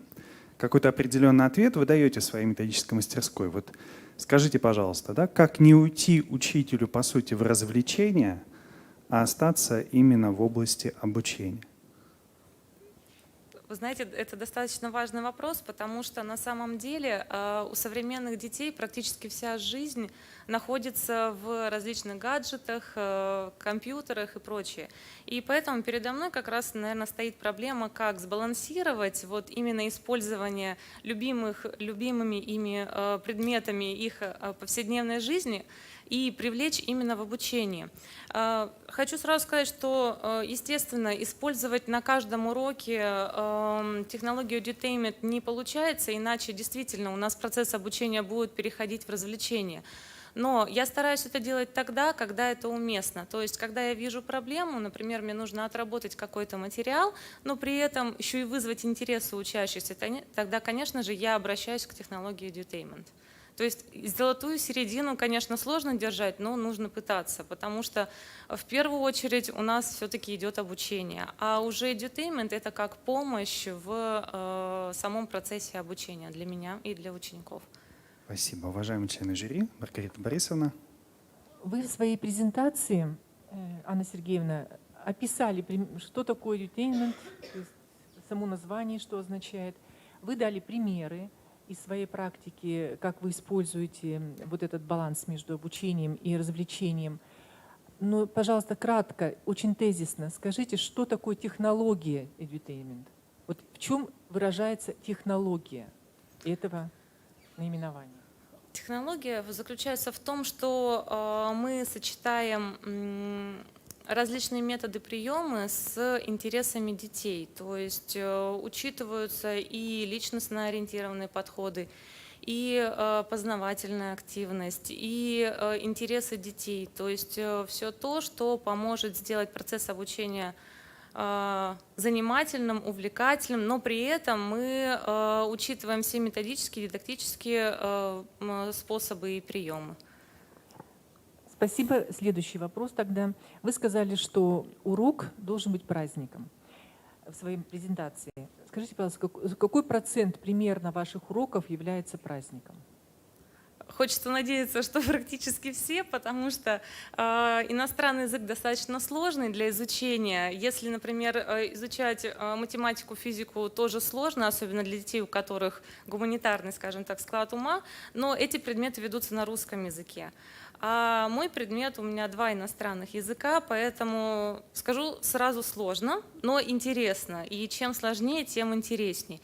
А процент, наверное, от 30 до 50, потому что тоже, опять же, чтобы найти золотую середину и не уйти в развлечения. Но я могу сказать, что свою технологию edutainment я использую ведь не только на уроках своих, но и также во внеурочной деятельности. То есть во внеурочной деятельности, когда ребенок не привязан к уроку, что его должны оценить, что он должен ответить, поднять руку, когда он боится действительно это делать, особенно когда он что-то не знает, то во внеурочной деятельности это способ еще и развития их творческого потенциала и вообще способностей. То есть используя, например, нам же как, нужно заинтересовать ребенка, да, чтобы он хотел сам это сделать. Потом мы его учим, и потом получается, что он уже сам готов учить. Я могу привести пример, когда я проводила внеурочное мероприятие на английском языке в своем классе, в котором я являюсь классным руководителем. Им сначала было непривычно, потому что мероприятие на английском, а я у них сама веду французский язык. Но когда я использовала именно платформу Learnings, они были просто в восторге и в конце сказали: да, мы можем ведь провести сами такое, давайте еще мы организуем, придумаем такое же мероприятие, проведем его на своих одноклассниках, потому что участвовал не весь класс, а именно вот творческая креативная группа, которые всегда готовы помочь. То есть если я им задаю вопрос, кто хочет поучаствовать, естественно, всегда одни и те же. Но вы знаете, я хочу сказать, что постепенно к этой группе присоединяются и другие ребята из класса, то есть кому интересно, кто хочет влиться именно в коллектив, потому что, конечно, навыки взаимодействия в группе – это тоже важно для современного человека, особенно Спасибо. для современных подростков. Вернемся к уроку, пожалуйста. Скажите, пожалуйста, основные внешние признаки урока праздника для вас. Приходят с интересом, приходят с удовольствием на урок, узнают, а что мы сегодня будем делать, а давайте то, а давайте это. Очень часто даже говорят: а давайте мультик посмотрим. Я говорю: ребят, мультик — это круто, но давайте тогда мультик сделаем полезным. И так можно провести урок с интерактивным видео или, например, как перенести его в домашнее задание. Тоже очень интересный прием. Также, чтобы урок был праздник, наверное, всегда готовы отвечать. Плюс, если у кого-то, например, из ребят возникают сложности, они готовы помочь. То есть можно, пожалуйста, я подойду ему объясню. Это тоже ведь навыки коллективного взаимодействия и полезно для Хорошо, ребят. спасибо. Тогда признаки внешние урока не праздника. Урока не праздника. Не хочу идти на урок. Опять этот английский, опять этот французский. То есть бывает и такое, что некоторые, особенно те, кто испытывает трудности в изучении моих предметов, бывает и такое, ведь приходят: ой, когда уже закончится урок. То есть 70% урока у вас таких, да? Нет, почему же? Тут же тоже зависит не только от, от предмета. Есть же еще индивидуальные особенности ребят. Зависит все от настроения, тоже от погоды, потому что метеозависимые дети. То есть тут, знаете, всех факторов не учесть. Но наша задача сделать максимально интересными, увлекательными наши уроки. Все-таки, чтобы шли Спасибо, они Андрей с радостью. Генрихович. Анна Сергеевна, у меня вопрос такого плана. Вот данную технологию, ее где легче вам применять? Там, когда изучение языка идет, там есть какие-то понятия, грамматика, есть, например, формируются там языковые компетенции. Вот где, на ваш взгляд, это лучше применять вам? Или вы, в принципе, во всех этапах это используете? Вы знаете, в принципе, технологию edutainment можно использовать на всех... Сейчас, секунду. При развитии всех навыков и говорения, и чтения, и письма, и орфографии, потому что именно на этих видах речевой деятельности строится у нас государственная итоговая аттестация. Плюс я больше чем уверена, что технология edutainment подходит не только к моему предмету. То есть мне было просто интересно, как заинтересовать детей. Но на самом деле это та технология, которая может пригодиться и быть использована в работе любого учителя, любого предмета, не обязательно иностранного языка. Потому что я думаю, что у многих моих коллег возникает проблема, как же все-таки заинтересовать ребенка. Уважаемые члены жюри, если позволите, вот ваш комментарий, скажите, пожалуйста, мы, в общем-то, рефреном задали такой вот вопрос. Не будет ли технология edutainment, по сути, стимулировать гедонистические потребности детей, подростков, то есть в развлечениях, в удовольствии и так далее? То есть как уйти от этой направленности, собственно, в познавательную, собственно, в учебные мотивы? Вот скажите, пожалуйста, для тех, кто заинтересовался, для тех, кто захочет узнать об этой технологии больше. Вот сформулируйте какой-то определенный рецепт, учитывая вот данную составляющую. Спасибо. Спасибо за вопрос. Вообще, на самом деле, я думаю, что неважно, какой технологией мы пользуемся, важно всегда учитывать возрастные особенности детей. Потому что если, например, на этапе начального обучения ведущей деятельностью является игра, я думаю, что для привлечения внимания и заинтересованности детей можно ее чаще использовать. В зависимости от того уже, как идет дальше, согласно возрастным особенностям, мы используем либо реже, либо немножко в другой форме, потому что инструментов технологии edutainment на самом деле великое множество. То есть то, что я вам продемонстрировала в своей методической мастерской, это те основные инструменты, которые я использую, потому что, как сказать, я вообще заинтересовалась этой технологией инструментами этой технологии года 3 назад, наверное, когда проходила обучение по подготовке учащихся к сдаче международного экзамена по французскому языку, и вот там, скажем так, лектор, которая говорила, как автоматизировать и совершенствовать навыки в различных видах речевой деятельности, она приводила примеры именно тех сайтов и приложений, которые я продемонстрировала в своей методической мастерской. То есть и в связи с этим я уже стала интересоваться, что же такое edutainment, и вы знаете, в принципе, когда прошлой весной мы вышли на дистант, и для всех это был шок, естественно, и как для родителей, и для детей, и для учителей, то есть пришлось мгновенно, достаточно быстро перестраиваться под требования современного мира, то, вы знаете, меня технология edutainment, правда, выручила, потому что вроде бы современная молодежь, дети 21 века, вроде бы они должны знать, как пользоваться компьютером и прочее, прочее. Но на самом деле проблемы есть. То есть для них в современном мире больше, наверное, популярны различные социальные сети, их любимые игры, от которых они оторваться не могут. И вот чтобы все-таки вытащить их из игры и показать, что игра действительно может быть полезной при обучении, вот я начала практиковать достаточно серьезно, наверное, в своей деятельности эту технологию. Спасибо, Анна Сергеевна. Это был ее рецепт, который, резюмируя, можно сказать: не бойтесь, осваивайте и применяйте. Спасибо. Спасибо, Анна Сергеевна. Мы поздравляем вас с тем, что конкурсное испытание для вас уже завершилось. Пожалуйста, проходите в зал. Ну а для продолжения конкурсного испытания «Методическая мастерская» я приглашаю Петрова Василия Юрьевича, учителя физики и информатики, муниципального общеобразовательного учреждения, средняя общеобразовательная школа номер 27 города Сыктывкара. Методическая мастерская, дано найти решение. День добрый, коллеги, день добрый, члены жюри. Петров Василий Юрьевич, учитель физики, информатики, школа 27, методическая мастерская, дано найти решение. Уважаемые члены жюри, пожалуйста, вопросы. Светлана Анатольевна. Василий Юрьевич, первый вопрос закономерный. Методическую тему назовите, пожалуйста. Еще разочек. Методическую тему назовите, пожалуйста. То есть как уйти от данной темы и сформулировать ее, например, на уровне методики? Я понял. Развитие исследовательской деятельности у учащихся. Тогда так. Потому что, в принципе, сама суть того, что я рассказывал в своей методической мастерской, да, это идея микс Гинденштейна, она говорит о том, что да, давайте забудем вообще про, не то чтобы совсем забудем, да, но давайте теорию отложим как бы вот в дальний угол. Давайте поговорим о том, что у нас есть практическое направление физики, да, и вообще физика — это все, что нас окружает. Поэтому будем говорить вот в этом русле. Ну да, любите ли вы физику, как люблю ее я?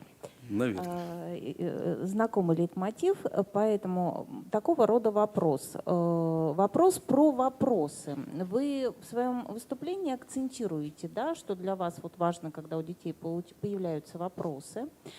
Делали ли вы попытку анализа, да, вопросов детей, то есть как они меняются, как они развиваются? Спасибо. Вы знаете, идею Гинденштейна я с ней познакомился совсем недавно. Да? То есть у меня педагогический стаж небольшой, а идеей Гинденштейна познакомился буквально где-то полгода назад. И, скажем так, вот анализа как такового на сегодняшний день нет. Если говорить именно вот, в данном случае по вопросам, которые мы составляли по задачам. Они возникают в разных классах, и 7, и 8, и 9, да, потому что они везде возникают. Они не могут не возникнуть. Но анализа о том, как они меняются, эти вопросы, нет, анализа у меня не было еще.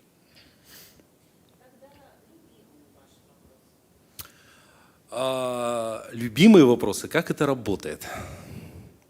Вот это самый любимый вопрос. Я даже использую несколько, такую, скажем, методику, да, не только как это работает, когда дети меня спрашивают, как это работает. Я использую методику, когда, скажем так, брошу на стол что-нибудь такое интересное и говорю: ребят, не работает. Сделайте так, чтобы работало. Вот. И они уже, соответственно, с совершенно другим подходом идут к решению такой задачи. Вот.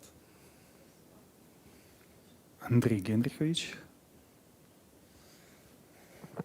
Василий Юрьевич, вот эта методика, когда я посмотрел вот ваше представление, она построена, в общем-то, на различных учебных ситуациях и задачах. Вот откуда вы черпаете эти задачи, эти задания? Тут идея, спасибо.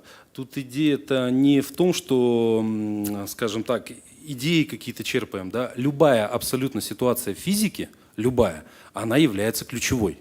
Абсолютно любая, какую бы мы отрасль ни взяли, да, это будь то те же самые тепловые явления, да, когда мы даже рассматриваем лабораторную работу о смешивании двух жидкостей, холодной и горячей, да, приносим, у нас есть формулы, мы все считаем, но и даже тут, вот, например, возникает та же самая ключевая ситуация, когда, скажем так, не ключевая ситуация, а вот момент, на котором дети могут понять, что иногда теория несопоставима, например, с практикой. Почему вот я всегда в практику стараюсь уйти, да? Потому что по формулам у нас вроде как жидкости обменялись той же самой энергией, да, и вроде должно быть все поровну, но почему-то у нас куда-то часть энергии убегает, например. Вот, то есть и таких ситуаций можно брать огромное количество, и все они будут являться ключевыми. Поэтому какую бы мы тему ни взяли, она в любом, там всегда можно найти ключевую ситуацию, абсолютно любую. Пожалуйста, вопросы, Маргарита Борисовна. Василий Юрьевич, вот этот метод исследования ключевых ситуаций сейчас стал основным вашим ключевым методом на всех уроках? Нет, не всегда. Я там в презентации также рассказывал о том, что являюсь учителем информатики, да, кроме физики. Вот. И я в основном я стараюсь все-таки уводить детей в практику. Почему? Потому что теория теории, да, это все как бы, без этого никуда. Но дети же всегда задают вопросы, да, это касается не только там физики, информатики, это касается даже и русского языка, да, зачем нам эти стишки учить, зачем там нам еще чего-то делать и так далее. Они всегда задают этот вопрос абсолютно любому учителю.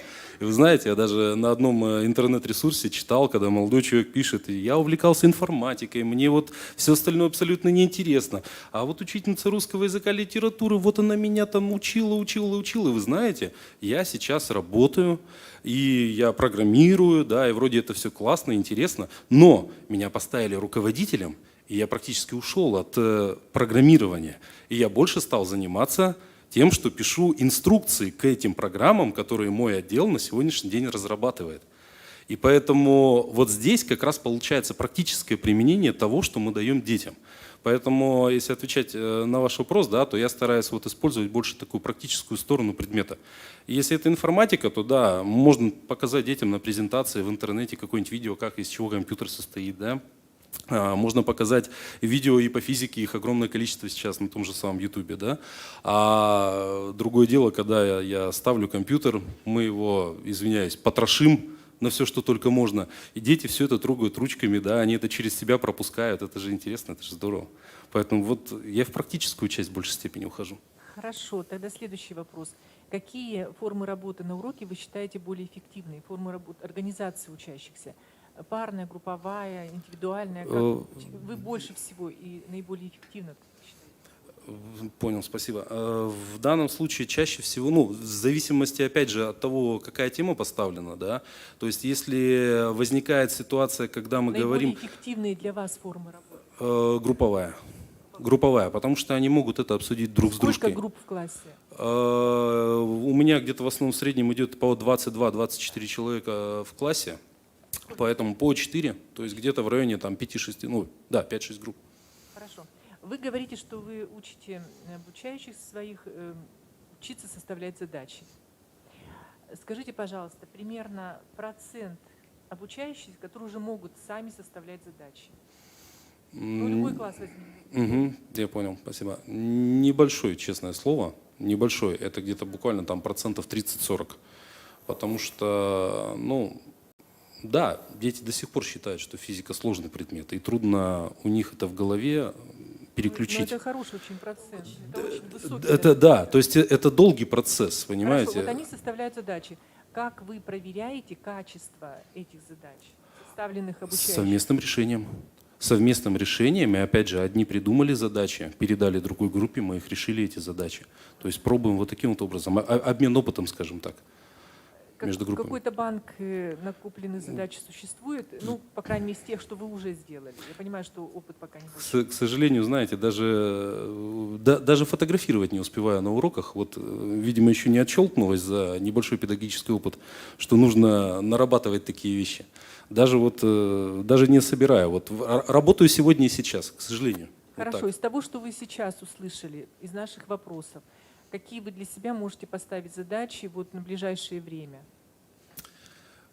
Задачи на ближайшее время. Из того, что вы сейчас услышали, и как вы отвечали, то есть у вас получилось какие-то, может быть, есть уже наметки на то, что вот об этом стоит задуматься. Вот это я буду делать дальше. Да, я понял, спасибо. Знаете, вот для себя, я уже отметил, наверное, да, из выступлений из других коллег, что в первую очередь надо фиксировать. Вот у меня, к сожалению, да, я даже когда где-то вот, ну, в рабочих ситуациях нахожусь, честно, я даже не фиксирую для себя какую-то информацию. То есть у меня нет ежедневника, да, у меня там нет каких-то там записей особых. Я даже если какие-то презентации там дорабатываю, бывает, я их просто разработаю на урок. Я их показал, где-то там на компьютере забыл, пусть дальше валяются. То есть у меня вот нет такого, чтобы вот прям в кучку собрать. Почему? Потому что, ну, у меня, скажем так, большая загруженность по работе, и не всегда до этого руки доходят. Иногда хочется, знаете, вот остановиться и начать немножечко наводить такой порядок, то есть такую систематизацию создавать. Поэтому вот исходя из тех вопросов, которые вы мне сегодня задали, да, исходя из того, как коллеги выступали, наверное, да, заняться систематизацией того, что у меня сейчас есть, накопленного вот этого опыта. Спасибо, уважаемые коллеги. Наталья Валерьевна. Скажите, пожалуйста, у вас был опыт подготовки индивидуальных проектов выпускников 9 класса вот по вашим предметам? Ага, спасибо. Индивидуальных проектов вы имеете в виду проекты, которые мы проекты делаем? Итоговый индивидуальный проект. Да, мы работали, это у меня девятиклассники в этом году. Дмитрий Микрюков у меня работал над созданием проекта о влиянии наушников на слух. И в прошлом году Влад Маликов, мы с ним говорили о КПД чайников. Вот, и выходили на... Ой, я извиняюсь, родники, вы, по-моему, если не ошибаюсь, конкурс выходили, 3-е место у нас там было. Ну, невысоко, но да, была работа. Спасибо. Маргарита Борисовна. Скажите, пожалуйста, как вы оцениваете свой уровень самооценки? Свой. У меня завышенная самооценка. Если завышенная, почему тогда вы не встали в ту группу, вместе со всеми, которая победители конкурса определяла? Ну, если у вас он завышенный. Вы трудно. должны были первым туда перейти. Нет? Это риторический вопрос, да. Вы можете не отвечать на вы него, можете но... не отвечать. Ну, на самом деле, просто вопрос тяжелый. У меня, скажем так, сложный период жизни сейчас. Ну все, не объясняйте. Вот. Все. Поэтому да, вот так. Просто я спросила, какой уровень самооценки, стало интересно. Если бы вы сказали низкий, тогда было бы понятно. Уважаемый Василий Юрьевич, уважаемые члены жюри, нет больше вопросов. Уважаемый Василий Юрьевич, поздравляю вас с тем, что конкурсное испытание «Методическая мастерская» для вас уже завершена. Благодарим вас. Уважаемые коллеги, поприветствуйте. Спасибо. Пожалуйста, проходите в зал. Спасибо. Для продолжения конкурсного испытания «Методическая мастерская» я приглашаю Ладыгину Наталью Анатольевну. Учитель начальных классов муниципального общеобразовательного учреждения, средняя общеобразовательная школа номер 12 города Воркуты. Методическая мастерская – еще не оконченная повесть или формирование информационной компетентности учащихся на уроке математики. Если нет, то назовите сами. Все верно. Здравствуйте еще раз. Меня зовут Ладыгина Наталья Анатольевна. Я учитель начальных классов, школа номер 12 города Воркуты. И тема моей методической мастерской — формирование информационной компетентности учащихся на уроках математики или еще не оконченная повесть. Готова ответить на ваши вопросы. Уважаемая Наталья Анатольевна, разрешите задать вам вопрос в целом. Как вы оцениваете динамику развития информационной компетентности у младших школьников? Какие вы для этого используете средства, на какие параметры, в общем-то, информационной компетентности вы опираетесь в оценке? И, может быть, если у вас есть уже какие-то данные, сведения, расскажите о том, как развивается информационная компетентность у младших школьников. Спасибо за вопрос. Как я ее отслеживаю? Да. Как я ее отслеживаю? Что такое информационная компетентность? Это умение учащихся ориентироваться в этом огромном потоке информации и отбирать нужное для себя, делать определенные выводы и применять ту информацию, которую они получают непосредственно на практике. Как я ее отслеживаю? Результаты диагностики метапредметных умений, которые проходят в начале года и в конце учебного года, начиная со 2 класса. Можно ли сказать, что какие-то параметры информационной компетентности развиваются по-разному, и на это нужно обращать непосредственно внимание и создавать какие-либо психолого-педагогические условия?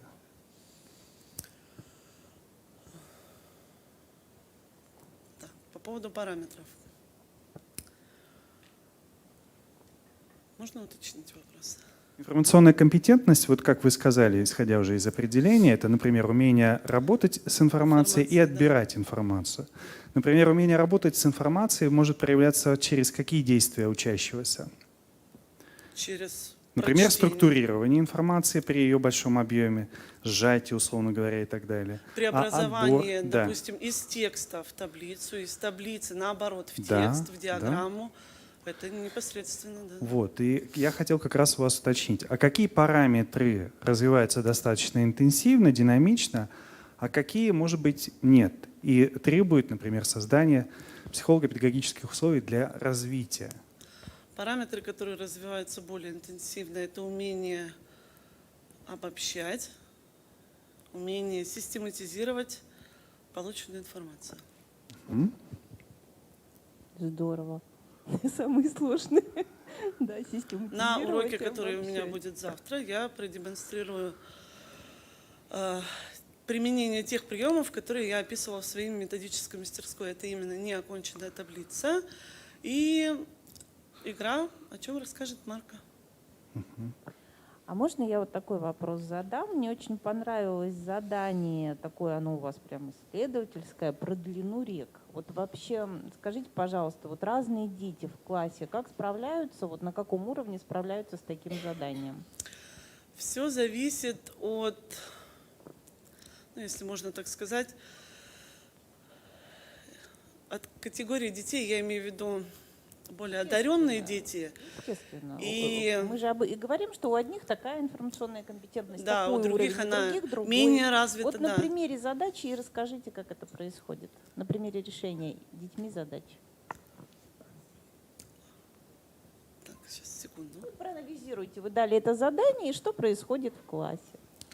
Пошел процесс работы. Ребята, используя различные источники информации, да, то есть у них доступ есть и к интернет-источникам, у них доступ есть и к литературе, они выполняют непосредственно то задание, которое им дано. И так как я предпочитаю в своей работе работу в паре, то где непосредственно более успешный ученик курирует менее успешного. И непосредственно так и проходит работа. Ребята помогают друг другу, и они стремятся это делать. То есть у них прям огромное желание, можно, я ему помогу, можно. То есть очень у них развито вот это вот умение, они хотят сотрудничать, и они хотят друг другу помогать. И коммуникативные, да, у да. них ОД, хорошо, мы поняли. Да. Возвращаемся к информационным.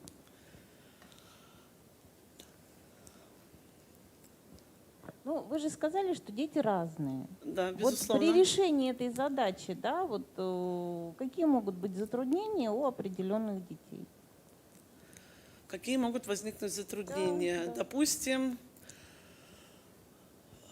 у учащихся, которые, ну, так скажем, менее успешны, какие могут быть затруднения? Они не могут, допустим, в определенном тексте, в определенном, так скажем, наборе информации вычленить то, что им нужно. Не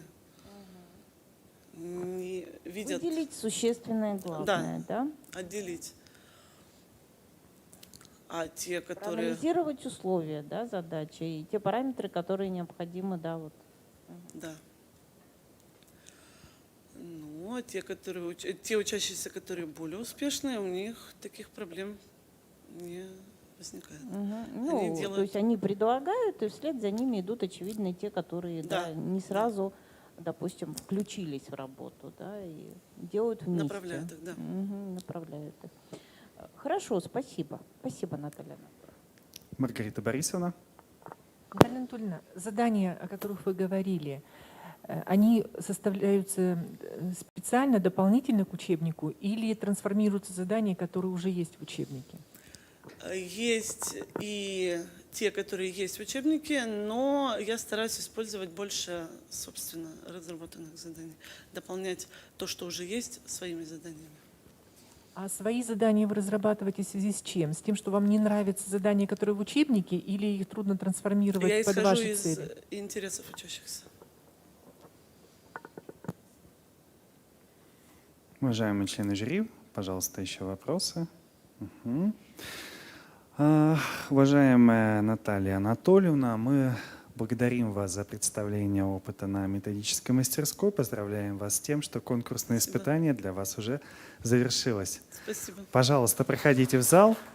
Благодарим вас. Для продолжения конкурсного испытания «Методическая мастерская» я приглашаю Садыкову Гюзель Римовну, учитель начальных классов муниципального автономного общеобразовательного учреждения, начальная общеобразовательная школа номер 7 имени Ефремовой города Усинска. Формирование читательской компетентности младшего школьника как важное условие развития функциональной грамотности. Гюзель Римовна, пожалуйста, вам слово. Здравствуйте всем. Так, тема моей методической мастерской «Как хорошо уметь читать» или «Формирование читательской компетентности младшего школьника как важное условие развития функциональной грамотности». Уважаемые члены жюри, если позволите, Гюзель Римовна, скажите, пожалуйста, вот в вашем понимании, вы очень часто использовали в методической мастерской такое понятие, как грамотный читатель. Вот грамотный читатель – это, если мы говорим о младшем школьнике, то какими признаками он будет обладать? Грамотный читатель – это тот ученик, который умеет находить информацию в тексте в явном виде, в неявном виде, который умеет формулировать вывод и факты из прочитанного.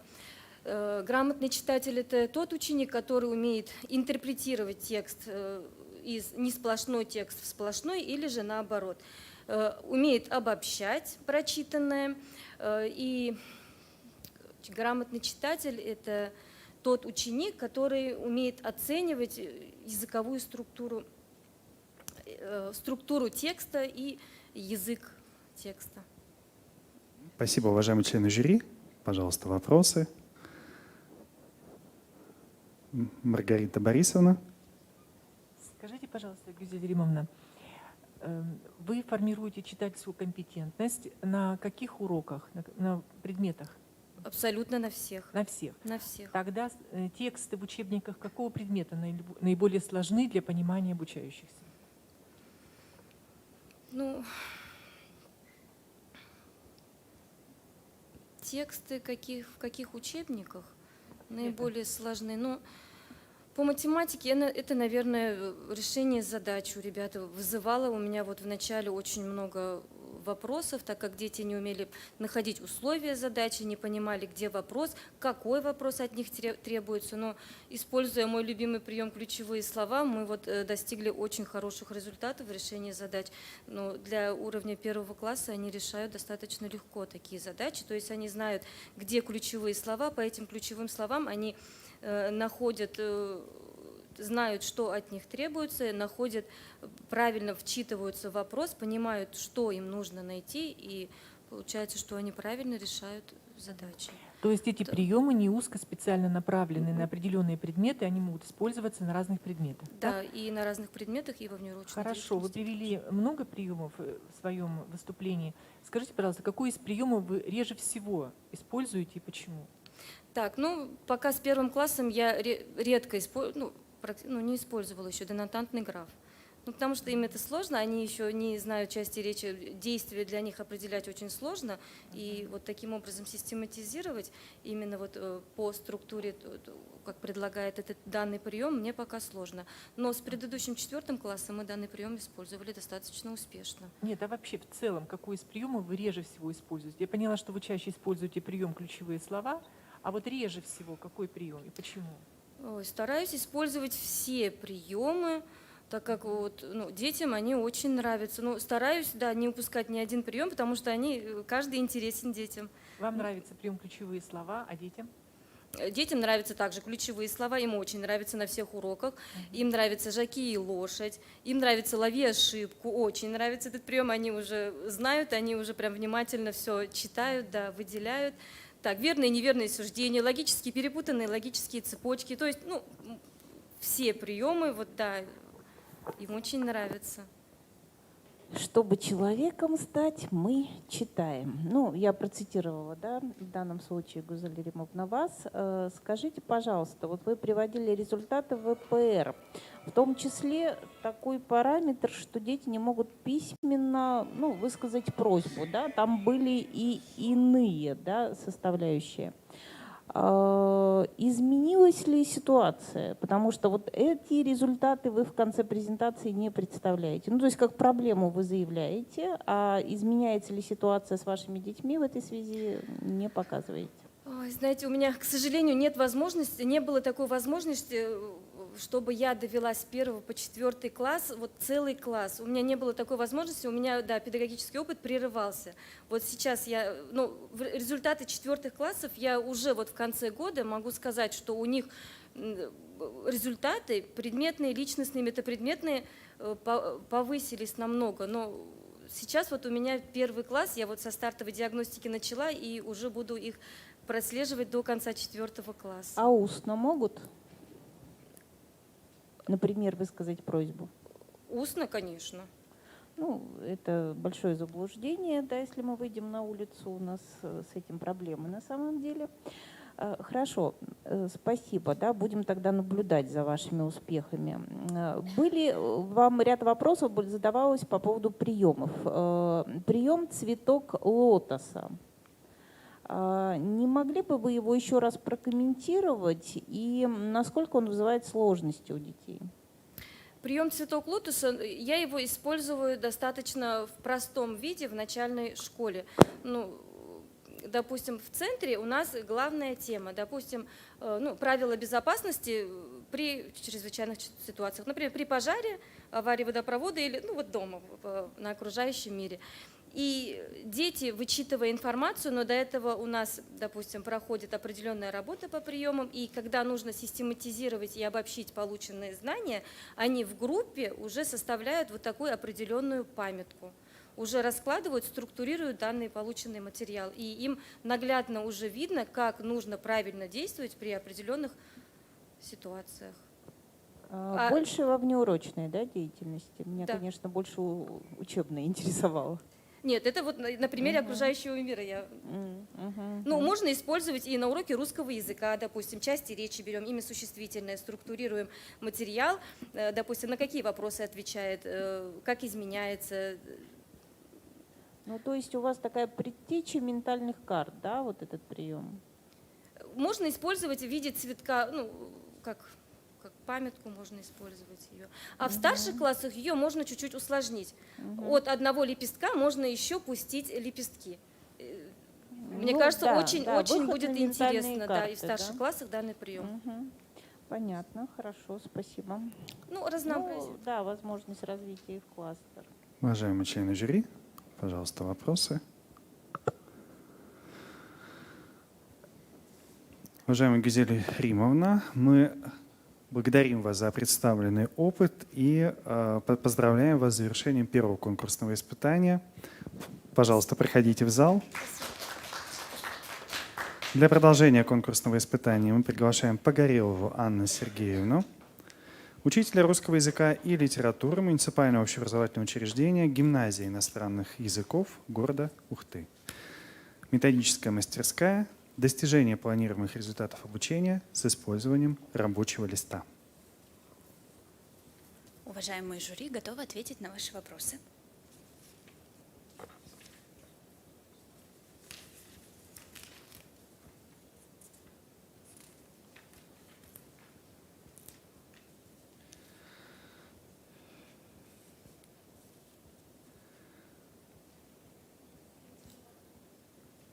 Светлана Анатольевна. Да, вот вы знаете, вопрос несколько похож даже на тот, который был адресован предыдущему оратору. Вы приводите результаты ОГЭ, ЕГЭ, ну, как вот эффективность, да, вот той работы, которую вы организуете на уроках с вашими детьми. Но вот хочу обратить внимание, что у нас предостерегли даже при аттестации, да, вот эти результаты рассматривать как эффективность работы, организованной учителем. Поэтому те приемы, которые вы реализуете в работе с детьми, какими реальными предметными и метапредметными результатами вы измеряете? Какими предметными результатами в соответствии с темой раздела, урока. Я использую свой инструмент, о котором идет речь в моей методической мастерской на каждом уроке. И, естественно, предметные результаты в зависимости от класса, от темы и раздела урока. Метапредметные результаты преимущественно регулятивные, цели, границы, коррекция. Я ответила на ваш вопрос? Или не совсем поняла? Ну, у вас концентрация в отношении только регулятивных, а, например, познавательных. Ну, или вы вот в рамках предложенной Битяновой методики не выходите, так скажем? Познавательные результаты тоже есть. Это и анализ, и синтез, и сравнение, и формулирование. А коммуникативные результаты? Ну, то есть вот мы как раз хотели бы и выяснить, да, то есть что конкретно в данном случае, или какие группы метапредметных результатов используются вами для как раз оценки достижения планируемых результатов. Светлана Анатольевна, пожалуйста. Еще есть? Нет, да? Наталья Валерьевна. Уважаемая Анна Сергеевна, вы показывали на слайде рабочий лист, 2 раздела «Знаю, умею». Плюсом должны отметить то, что знаю, минус не знаю, вопрос сомневаюсь. А если ученик поставил все плюсы, как вы дальше отследите, реально он это знает? То есть вот что дальше после этого рабочего листа, который вы предложили ученику?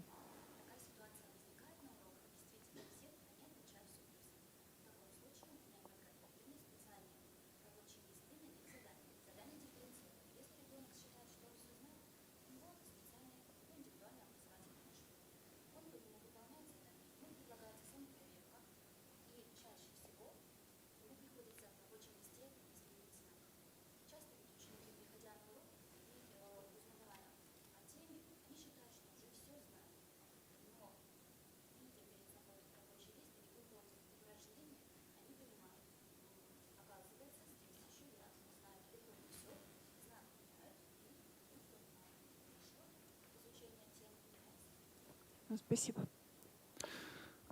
Маргарита Борисовна. Анна Сергеевна, скажите, пожалуйста, по поводу количества. У меня вопрос по поводу количества рабочих листов, которые у вас уже составлены. Ведь составление рабочего листа — это громадная работа учителя, которая занимает время, занимает, естественно, много очень каких-то мыслительных операций, поэтому сколько у вас примерно их составлено? По каждой ли теме они уже есть? По каждой теме по всем классам? По всем классам, с 5 по 11 класс у меня есть по всем темам. Несколько как давно вы работаете по данной тогда теме? Сначала я работала с приемом в технологии развития критического мышления. Есть прием ЗХУ «Знаю, хочу, узнать, умею». Я работала по нему примерно 2 года, и потом я его трансформировала в этот рабочий лист, и уже работаю с ним 3 года. Так, тогда получается, что вот я предыдущий вопрос немножко расширю. Получается, что если ученик поставил, предположим, все плюсы, вы корректируете его самооценку, да, и, следовательно, он потом переходит на то, что где-то минусы ставит. А есть ли такая ситуация, когда ученик на всякий случай поставил все минусы, чтобы его не перепроверяли? То есть он нуждается в знаниях, либо поставил минусы и все вопросы, предположим, либо все вопросы поставил по всем вашим полям. То есть, получается, он себя обезопасил от вашего дальнейшего какого-то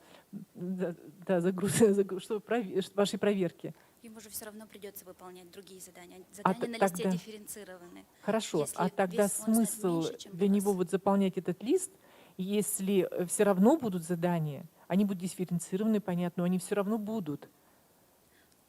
Тогда как лучше? Ученики все равно же пытаются приспособиться. Манипулировать, Ситуация, как мы манипулировать помним. педагогом, попытаются все равно. Поэтому поставил минусы или вопросы, дадут задание, поставил плюсы, все равно дадут задание. Это смысл этого листа, пожалуйста, Я не объясните. сталкивалась с такой ситуацией. С этой точки зрения еще не обдумывала такую ситуацию, но я разберусь. Подумаю теперь. Здесь я не хочу, конечно, сказать, что вы совсем не обдумывали. Я к тому, что попытайтесь проанализировать поведение ваших учащихся, да, и возможность манипуляции вами. Но это ладно. Еще второй вопрос. Тогда, опять же, продолжение. Как тогда вы проверяете адекватность вот заполнения этих листов? Ну, кроме того, что вот задание даете. Самопроверкой. И Самопроверкой. сама проверяю их задания, правильность выполнения заданий. Хорошо, а если они выполнили задание, поставили, поменяли, скорректировали свои отметки, то есть вот эти плюсы и минусы, да, скорректировали их, снова даете задание? Снова даете задание? Да, следующий цикл. Они ставят следующую учебную задачу и уже продолжают изучать. Насколько дифференцировано это? Опять же, для разных групп учащихся разные задания. То есть получается, в течение всего урока вы даете всегда разные задания разным группам учащихся? Получается так. А как же совместная проверка тогда, как совместное обучение? Или вообще Обычно не выходит бывает? на уроки, что большинство детей, у большинства учащихся результат выходит близкий, похожий. Хорошо. Мы увидим это на вашем уроке, Я который вы надеюсь, покажете? я буду стараться. Хорошо, спасибо. Пожалуйста, вопросы? К вопросу как раз о самооценке, да, в данном случае школьников, учащихся. То есть это такой вот момент, который, или на который нужно обратить внимание, может быть, каким-то образом обсудить, потому что поведение учащихся в этом отношении у нас может быть самым разным.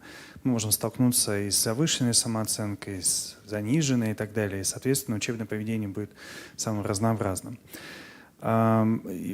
Предполагаете ли вы, например, включение своей персональной оценки, знаний и умений вот в этот флеш-чек, который вы разрабатываете для тем и так далее?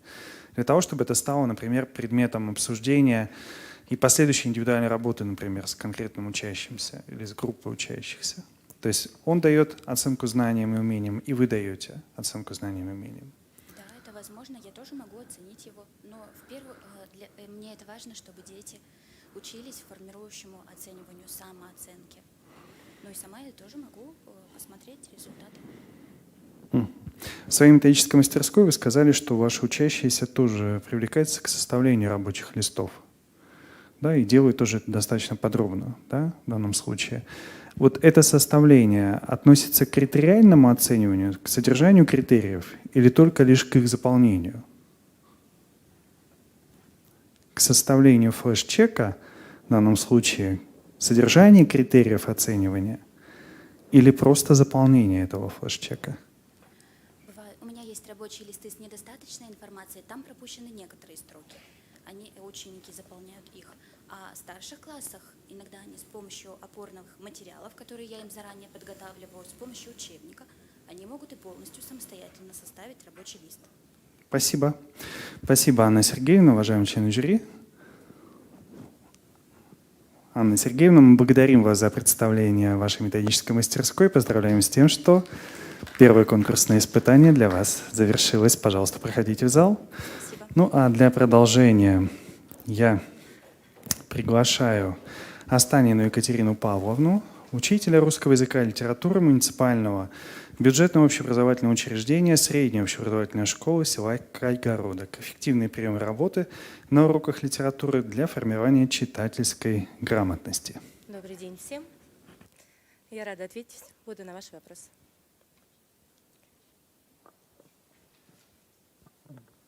Вот такой будет вопрос, Екатерина Павловна.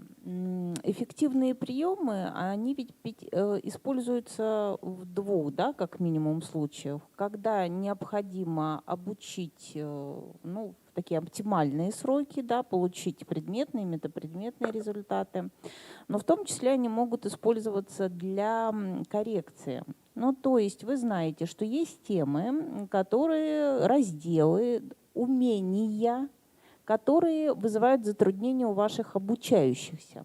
Сейчас просьба назвать в качестве примера таковые или таковой и сказать, вот каким приемом вы работаете, если возникает такого рода затруднения у обучающихся. Ну вот, проведя диагностику, да, диагностические исследования определенного рода, мы вообще их проводим в школе регулярно, изучение читательской грамотности наших обучающихся, лично я прихожу к выводу, что мои учащиеся затрудняются в нескольких пунктах. Первый, конечно же, это, ну, как выяснилось, затруднение задавать продуктивные вопросы. Наши дети не умеют их задавать. Да, вот, к сожалению, есть такая проблема.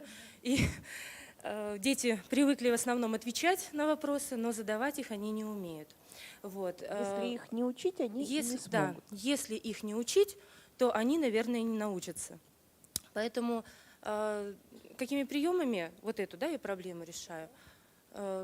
Вообще для наших детей это такая серьезная проблема, которую нужно обучать. И начиная с 5 класса мы начинаем это делать. Деткам очень интересно, например, есть такой прием, как когда они садятся, один ребенок садится на стул, и ему задаются другие ребята, одноклассники задают ему вопросы.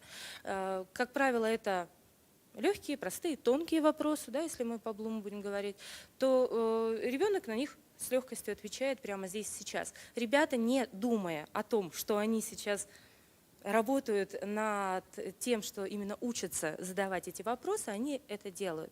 А толстые же вопросы мы задаем уже дома. Мы все понимаем, что нашим детям хочется быть на ступень выше своих одноклассников, и им очень хочется задать такой вопрос, который бы поставил в тупик его одноклассника. Поэтому вот с такими вопросами я их сталкиваю именно в домашнем задании, для того, чтобы они на следующий урок эти вопросы могли задать. Вот. Какие еще, да, вот по данному приему? Мы говорили о приеме, да? То есть если происходит обучение задаванию толстых вопросов, как вы это делаете?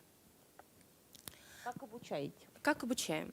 Вообще у каждого ребенка должен быть алгоритм определенного действия. И как научиться решать задачу по математике, да, по алгоритму, как в русском языке, допустим, научиться делать синтаксический разбор предложения, есть определенный алгоритм, то здесь тоже этот алгоритм выработан. Вопрос должен быть интересным, грамотно сформулированным, обязательно по теме, да, которая была предложена, и он должен быть каверзным. Вот каким-то таким, который бы заставил твоего оппонента лишний раз задуматься. Не всегда стандартным образом. Вот как-то вот мы стараемся это делать. Хорошо, каверзный вопрос. Ну-ка скажи-ка мне, какого цвета был костюм у Чичикова, да, описанный Гоголем. Будет ли этот вопрос продуктивным? Я соответствовал вашим параметрам? Да, наверное, параметрам данным. А был ли вопрос продуктивным? Вопрос не был продуктивным. Почему? Здесь, потому что ответ на него довольно прост, и найти его можно. Но я же соответствовала вашим параметрам. Хорошо. Хорошо, да. Действительно, вот если по тем параметрам, которых я сказала, то да. Вообще, какие еще, как я обучаю, допустим, да, по вопросам работы наших детей. сразу даже как-то не приходит в голову. У нас есть однажды мы пришли к такой работе, как вопрос автору. Вот. И это была система, которая предложило Российское движение школьников, и мы задавали с нашими детьми вопрос напрямую автору, Денису Драгунскому, тому самому Дениске, вот я свой пример приводила. И детям настолько понравилось это делать, что сегодня они стараются эти вопросы задавать. И следующий этап, на который мы вышли, это вопрос писателю, который уже, возможно, и скорее всего не может на эти вопросы ответить. Можно ли тогда сказать, что ситуация успеха в этой деятельности, именно в задавании вопросов, да, она стимулирует и дальнейшее развитие этого умения? Спасибо. Да. Пожалуйста, вопросы? Да, я сначала продолжу вопрос Светланы Анатольевны, потому что на ее каверзный вопрос вы не ответили, да, вы как-то ушли от него. То есть, получается, мало того научить задавать такие вопросы, еще как бы дополнить надо параметры тогда, по которым вы учите. Следовательно, подумайте над теми критериями, которые, над критериями, которые относятся к таким толстым вопросам. Да? Спасибо. Так, значит, у меня вот вопрос такой. Вы говорите в своей презентации, название ее, ваше выступление, это формирование читательской грамотности, ну, приемы там, формирования. Мы уже сегодня в выступлениях учителей начальных классов слышали о формировании читательской грамотности, да и так знаем, что по ВГОСам они формируют эту читательскую грамотность. Почему же, на ваш взгляд, учителя среднего звена снова начинают поднимать этот вопрос, и именно не с точки зрения развития умения читать, да, а именно, опять же, формирование. То есть, получается, 4 года у них формировали что-то, приходит 5 класс, да, переходит они в 5 класс, у них снова начинают формировать. В чем причина? Я поняла. Вот есть, ну, это не мной сказано, есть все-таки исследования, да, и мы будем, если говорить о тех исследованиях, как PISA и PIRLS, вот они нам дают понимание того, что у наших детей все-таки читательская грамотность на окончании 9 класса почему-то не сформирована. Да? И вот как раз-таки мы продолжаем, наверное, это делать, продолжаем это формирование. Но, наверное, у нас нет вот этой взаимосвязи начальной школы и среднего звена, к сожалению. Вот такое случается. Ну, вы попались, извините, второй раз на каверзный вопрос, потому что вы сказали, наконец 9 класса, опять же, не сформирована. Получается, и ваша работа, следовательно, она не формируется, результата? но результативность, она, вот если смотреть как раз-таки на динамику развития, она есть, результативность есть, и показывает наше исследование в школе. Хорошо, сейчас тогда задам вопрос о приемах. Вы много приемов приводили в пример. Скажите, пожалуйста, какой из приемов наиболее сложен для учителя, для того, чтобы его применять? Самый сложный. Требует большой подготовки. Какой из приемов? Сейчас я даже сразу... У вас эффективные приемы работы, да? Да, по формированию читательской. Какой из приемов наиболее сложен для учителя, потому что требует большой подготовки? Наверное, вот все-таки круг Вена. Вот для меня сложнее, потому что нужно, во-первых, выбрать материал из разных произведений, которых можно поставить, да, на какой-то один уровень, найти вот эти точки соприкосновения, которые могли, ну, вот, найти вот ту ячейку, в которой может говорить ребенок, и выстроить вот свою работу таким образом, чтобы ребенок мог аргументировать, да, не просто сказать, там, ответить да или нет, вот здесь они сошлись, а здесь, допустим, у них есть разногласия, а все-таки привести аргументацию. И здесь подготовка педагога, она играет огромную роль. А этот прием стоит того, чтобы столько готовиться? Я думаю, стоит. Потому что проводить аналогии, находить общие связи, точки соприкосновения ребенок должен. Для чего тогда больше мы мыслительных операций подключается, поэтому он да, сложен. мыслительные операции. А какой прием наиболее интересен для учащихся? А все зависит, наверное, от возраста. Да? Если в 5-6 классе мы Давайте все-таки... более старших ребят возьмем. Для старших ребят, наверное, все-таки выход на свой чувственный опыт, какие-то приемы, да, именно связанные с выходом на чувственный опыт, и все-таки больше такая деятельность, проектная деятельность, исследовательская деятельность. Потому что ребенок, он 9-классник, Он уже не ребенок, он уже выходит в другой мир. И он видит этот мир, как я им всегда говорю, на плоскости. Вы должны четко понимать, вот здесь я знаю, где взять информацию, вот здесь я вижу, куда я могу ее применить, а вот здесь я знаю, что эта информация будет полезна лично мне, моей семье и обществу в целом. Спасибо. Уважаемая Екатерина Павловна, у меня следующий вопрос. Вы говорите, что ваши дети создают аккаунты литературных героев. Вот как вы с этим работаете дальше? Вот я создам аккаунт Евгения Онегина, там распишу друзей, черный список, а дальше что? А дальше что? Вот знаете, кстати, возвращаясь к вопросу, который вы сегодня уже задали, сейчас у меня есть 2 9 класса, которые заканчивают, и 2 девочки буквально недавно, ну как недавно, там несколько месяцев назад, подошли и сказали: Екатерина Павловна, а можно мы как исследовательскую работу, да, по окончании 9 класса возьмем именно аккаунт литературного героя? Я долго думала, я говорю: девочки, дайте я, пожалуйста, вот просто с мыслями сойдусь, как вот это можно дальше пролонгировать. Мы вышли на эту работу, мы работаем, да, действительно, и там ведь много всего, да, что такое вообще интернет? Здесь можно и вопросы задавать, ну, конечно, ты не получишь на них ответы, да, вот если мы берем аккаунт литературного героя. Здесь можно и не только круг друзей какой-то, да, круг, черный список организовать. Здесь ведь можно поговорить еще и о большем, и о культуре, о жизни того литературного героя, о обществе, которое в то время было. Да, вот много всего можно вытащить оттуда. Поэтому мы сейчас пробуем, Заключается ли работаем. тогда роль учителя, в общем-то, в модерации этих аккаунтов? Конечно. Допускают ли дети вас, как учителя? Допускают. Допускают. Да, Доверяют. допускают, доверяют. Но ведь литература предполагает развитие определенных тем, там тема лишнего человека, да, то есть это может быть этот персонаж, его развитие, да, уже в других эпохах, у других, да, писателей. То есть, в принципе, эта составляющая, ну, наверное, она и предопределена, условно говоря, программой, да, и Конечно. имеет смысл Да, просто развития вот в направлении все-таки предметном, да.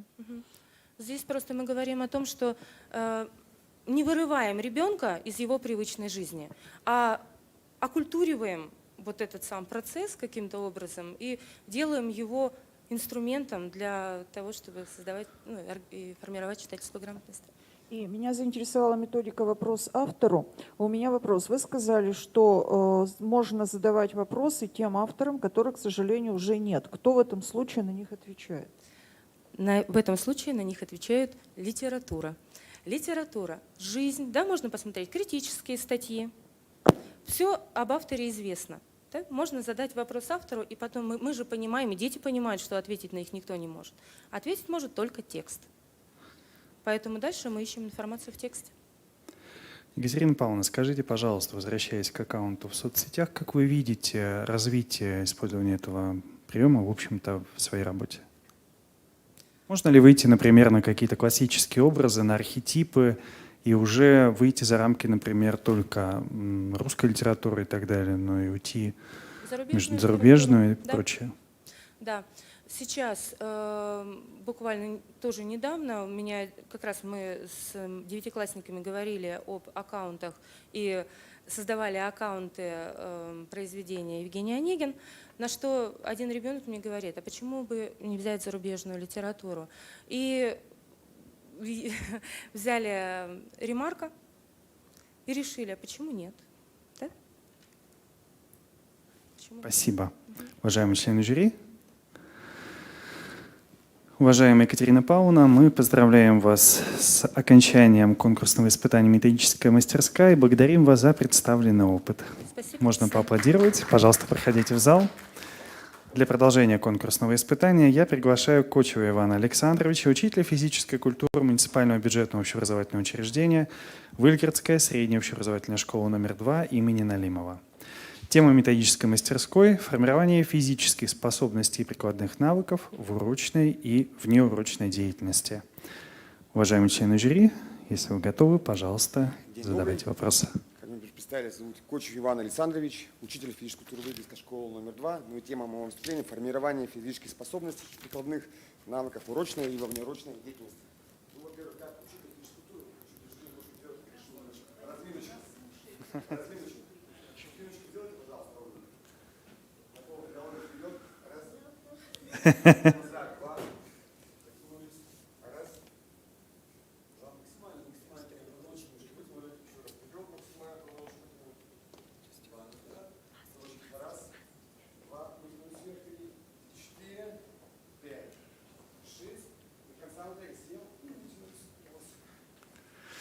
Уважаемые члены жюри, уточните, будете ли вы сдавать нормы ГТО на уроке Ивана Провел Александровича? небольшие упражнения, готов отвечать на ваши вопросы.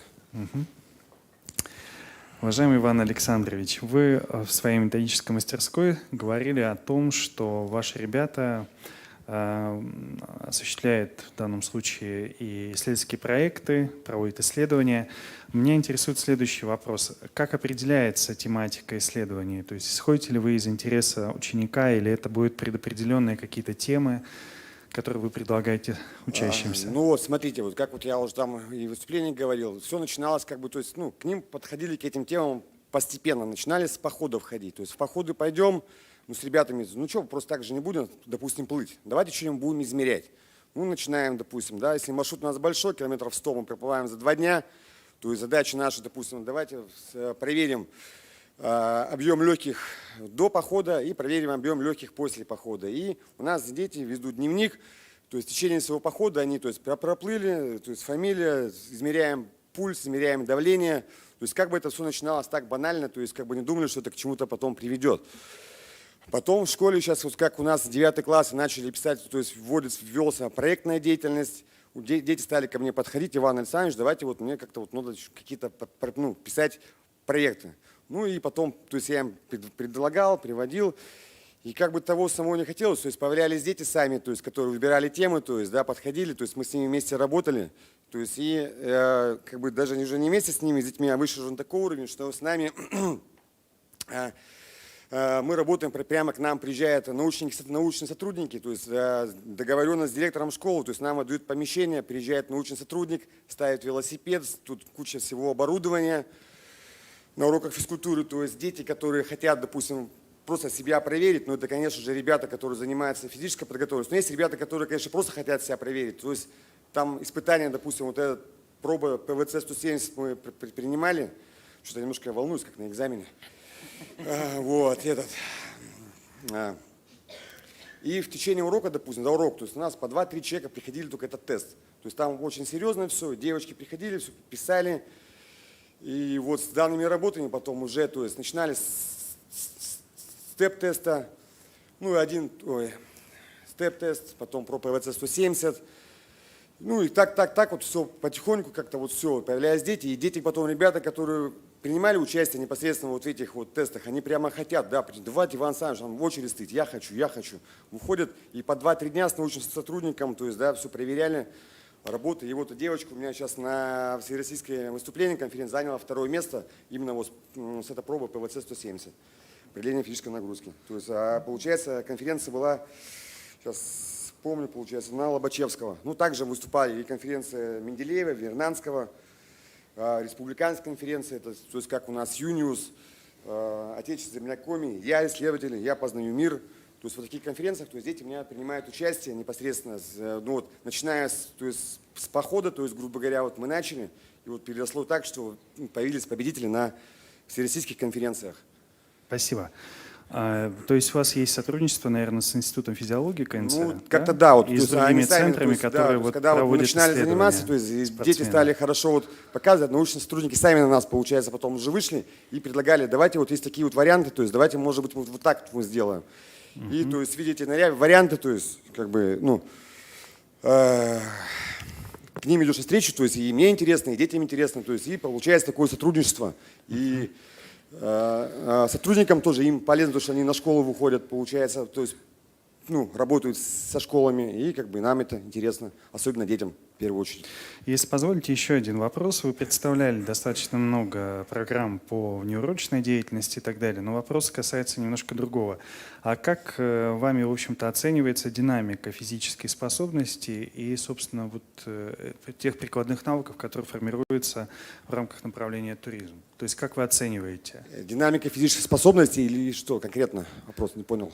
У вас если конкретно тема физических звучит. способностей, да. Например? Динамика физических способностей мы определяем тоже, получается, методом входящий контроль, то есть проводим мониторинги. То есть, один из мониторингов, допустим, если я приду на мастер-класс, я бы вам хотел продемонстрировать. То есть, какой входящий мониторинг мы, допустим, делаем. То есть там все потом наглядно видно, то есть мы входящий мониторинг делаем и по окончанию года тоже мониторинг мы проводим.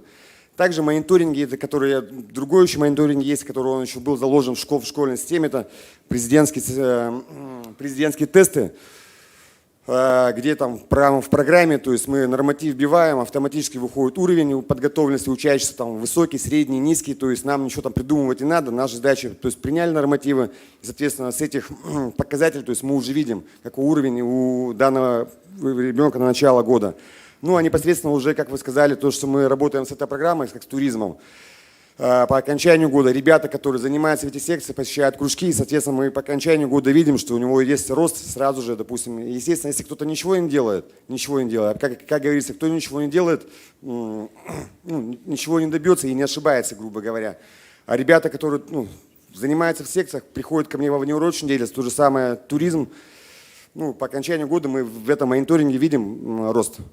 То есть, получается, у вас есть мониторинг входящий и итоговый, да? Да, итоговый промежуточный и входящий. То есть мы проводим входящий, то есть в сентябре, и исходящий мониторинг по окончанию года. Хорошо. А вот этот мониторинг, он у вас, например, на протяжении всего обучения, например, с 1 класса по 11? Да, с 1 по 11 класс. Автоматическая программа, мы с 1 система? по 11 класс, система, да, все сбиваются в базу, и как президентские тесты. То есть это началось, президентские тесты, они давно уже были придуманы. То есть мы это не придумывали. То есть мы просто это взяли и поэтому стали проводить. Вот и вы получаете... Сейчас, извините, я перебил, сейчас этих тестов в школе нету. То есть сейчас, которые учителя в школу приходят, этих президентских тестов нету. Просто у нас в базе все это осталась эта программа, то есть, которая выдает вот эти показатели, то есть не надо ничего там считать. То есть, и мы до сих пор ей пользуемся. Хорошо, вы получаете результат по мониторингу и, например, констатируете отрицательную динамику, либо сплошную стагнацию ребенка по каким-то параметрам. Ваши действия, что вы делаете дальше? Разрабатываете ли вы какие-то индивидуальные маршруты, программы? Вот что вы делаете в этой ситуации? Или просто дальше реализуете основную образовательную программу? Нет, мы, естественно, программу реализуем, но опять же хочу сказать то, что не все дети могут выполнять тот же самый мониторинг. То есть есть ребята, которые, естественно, которого не бежит километр, он никогда его не побежит, он не прыгал, он никогда и не прыгнет. То есть тут называется уже идет индивидуальный подход к занимающимся, то есть мы уже с ним работаем по такой тематике, то есть он уже не бьет рекорды, он, естественно, хотя бы, если он бьет уже свой рекорд, то есть для него это уже положительная оценка, то есть динамика для него, для самого этого же самого ученика, то есть а не тот рекорд, который, допустим, он должен побить на оценку. Спасибо. Светлана Анатольевна. Иван Александрович, вопрос как раз в связи с тем, что вы сказали, и он вообще актуален сейчас в рамках обучения вашему предмету. Я могу понять, что, наверное, в младшем школьном возрасте это несколько сложнее. И то вопрос, а принимает ли участие обучающиеся хотя бы основной школы в планировании, Планирование чего? Планирование своего физического развития, развитие своих физических качеств. На начало года у меня такой-то результат, и я планирую, индивидуальная траектория, что в течение года я выйду на иной уровень. Такая работа ведется? Нет, естественно, такая работа ведется, потому что еще к чему еще приведу. Сейчас есть система всероссийская на знак отличия ГТО, то есть где уже ребенку непосредственно, допустим, это по выпуску, грубо говоря, возьмем 9 класс, то есть ему золотой значок ГТО, то есть дает дополнительный балл в какое-то поступление в ВУЗ. И, соответственно, то есть мы этим ребятам объясняем уже с 6 класса, с 5 класса, то есть, что эти значки вам нужны. И, соответственно, мы сделаем с ребятами программы, составляем, динамику делаем. И для того, чтобы, допустим, кто себе ставит цель на получение золотого значка, чтобы поступить в себе какой-то хороший вуз, они ставят себе программы. То есть конкретная программа, и в конкретной программе они работают. В течение всего года, начиная с среднего звена. Работа ведется с детьми, скажем, в той или иной степени одаренными физически. А если Нет, не обязательно. Я же не сказал, что одаренными. То есть есть же ребята, которые тоже они не могут ничего выполнять. Нет. Они тоже так же по определенной программе. Они конкретно что-то планируют. Конечно, планируют так же. То есть он себе цель ставит. То есть еще раз говорю, каждый ребенок для себя ставит цели. По окончанию года, еще раз говорю, бывает ребята, что в 5 классе ничего не могут делать. Подойдя к 9 классу, он становится, в ГТО он даже не занимается никаким видом спорта, работая по определенной программе, то есть он может эти выполнить нормативы. На самом деле они не сложны, эти нормативы, их может выполнить любой здоровый человек. Ну, мы в курсе, да. Вот. И эти ребята, они как бы спокойно их выполняют, подходя к 9 классу, приобретают какие-то там значки. Вот так. Спасибо, Андрей Да, Генрихович. Иван Александрович, у меня вопрос вот тоже по теме вашей. Вот а какие прикладные навыки вы формируете на уроках и во внеурочное время? Нет, на уроках, вот как я сказал, там у нас все строевая подготовка. Мы строевой подготовкой, то есть начали, то есть когда там вот уже описывал, занимаемся зорницей орленком, то есть выходили на этот уровень, вышли. Республику 9 лет выигрывали, а началось с того, что один раз пошли, помаршировали. Вот, ну и это прикладные навыки, это начинается с строевой подготовки. То есть мы применяли, то есть в разделе гимнастики есть строевые приемы. И немножко более расширенно просто этот раздел гимнастики затронули, то есть начали с детьми там немножко маршировать. То есть после этого, то есть, соответственно, мы уже классами, то есть смотр, строй, песни, то есть уже после, во внеурочное время проводили. То есть целые классы выходили, маршировали в спортивном зале, то есть, ну, как бы интересно, патриотизм воспитывается и одновременно строевая подготовка. Потом, как я там уже говорил, у себя организовали место, так называемый тир, образовали, то есть начали вести стрельбу. Потом, так как в Зорнице там еще есть сам туризм, полоса препятствий, то есть это тоже прикладной вид спорта получается. Полосу препятствий это преодолевать. То есть это все и как бы формируются прикладные виды спорта. Стрельба, строевая, полоса препятствий. Иван Александрович, даже не знаю, вопрос это или резюме, в вашей презентации вот два момента. Да? Вы совершенно однозначно демонстрируете такую осознанную гражданскую позицию. Вы сам патриот, это крайне здорово, да, для ребят. И довольно сложно было вот в вашем выступлении отделить ну, не только урочную от внеурочной, но еще и от доп. Образования. Вы сами эти вещи разводите? Еще раз, то есть как я разложу доп. Образование, внеурочку и урочную деятельность? Да. Ну, это в принципе мы в этом направлении мы все и работаем. Я сам провожу и доп. Образование, и внеурочку, и урочную деятельность. И дети работают, работают в каждой сфере. Ну, скажем, ваша результативность обусловлена тем, что вы по всем трем, скажем, да? Направлением работаем, да. Говорю, а все начиналось с элементарно вот нашего с походов. И расширяем потихонечку свой кругозор, сам расширяю, то есть узнаю интересного, то есть пытаюсь научить детей чему там либо, чтобы, да, допустим, элементарно даже вот как пользоваться с пневматикой, не все эти ребята хорошо стреляют. То есть элементарная вещь, научиться с пневматикой стрелять очень, тем более это основной норматив в ГТО стрельба, пожалуйста, мы сейчас в школе спокойно принимаем. Приходят в тире, стреляем, то есть есть место, не каждая школа себе позволяет данные вещи. Ну, скажем, для большего числа детей мотивация формируется от некой жизненной практики. Это деятельность, да, поход в походе, до похода, да, после похода и во время похода. И отсюда уже такое осознанное понимание своей деятельности учебной. Да, скажем, да, совершенно верно. Спасибо. Маргарита Борисовна. У меня вот такой вопрос, Иван Александрович. В вашем выступлении вы призываете двигаться вверх. Да, замечательно, потому что из вашего выступления, которое сейчас происходит, тоже заметно это. Вот у меня вопрос в связи с этим. Какие еще новые задачи вы ставите? Те, которые вы не озвучили в своем выступлении? Либо вы собираетесь в будущем недалеком пытаться только развивать то и углублять то, чем вы занимаетесь сейчас? Нет, как бы мы расширяемся. Вот сейчас вот такая программа, то есть мы как бы вышли на уровень как президентские состязания, то есть и как бы немножко готовимся к этому уровню, то есть патриотическое, спортивное направление, ГТО, стрельба.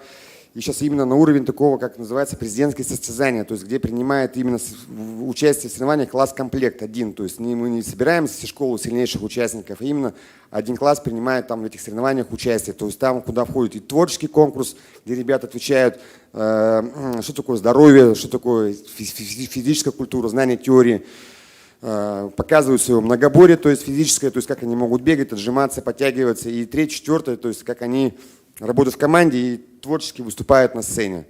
То есть, хотим перейти вот на этот уровень, чтобы мы смогли. Один раз мы выезжали, кстати, на Россию уже, на президентских состязаниях, проходили районный этап, республиканский прошли, вышли на Россию. на России. Вот это, кстати, в теоретическом конкурсе нам принесла вот победу. Вот мы заняли первое место. Очень было приятно, когда в школу номер 2 ученики вышли на пьедестал, им всем повесили эти золотые медали. Дети такие довольные приехали к нам, когда в школу просто были. И, в общем, почти в зачете заняли там вот 8-е место. Ну, вот выезжали только вот один раз, и вот работаем сейчас вот, вести немножко еще в том направлении, чтобы как бы почаще побежать, дети выезжали, чтобы увидели, что такое на самом деле, что так можно выезжать и бороться с ребятами из всей России. Спасибо. Наталья Валерьевна.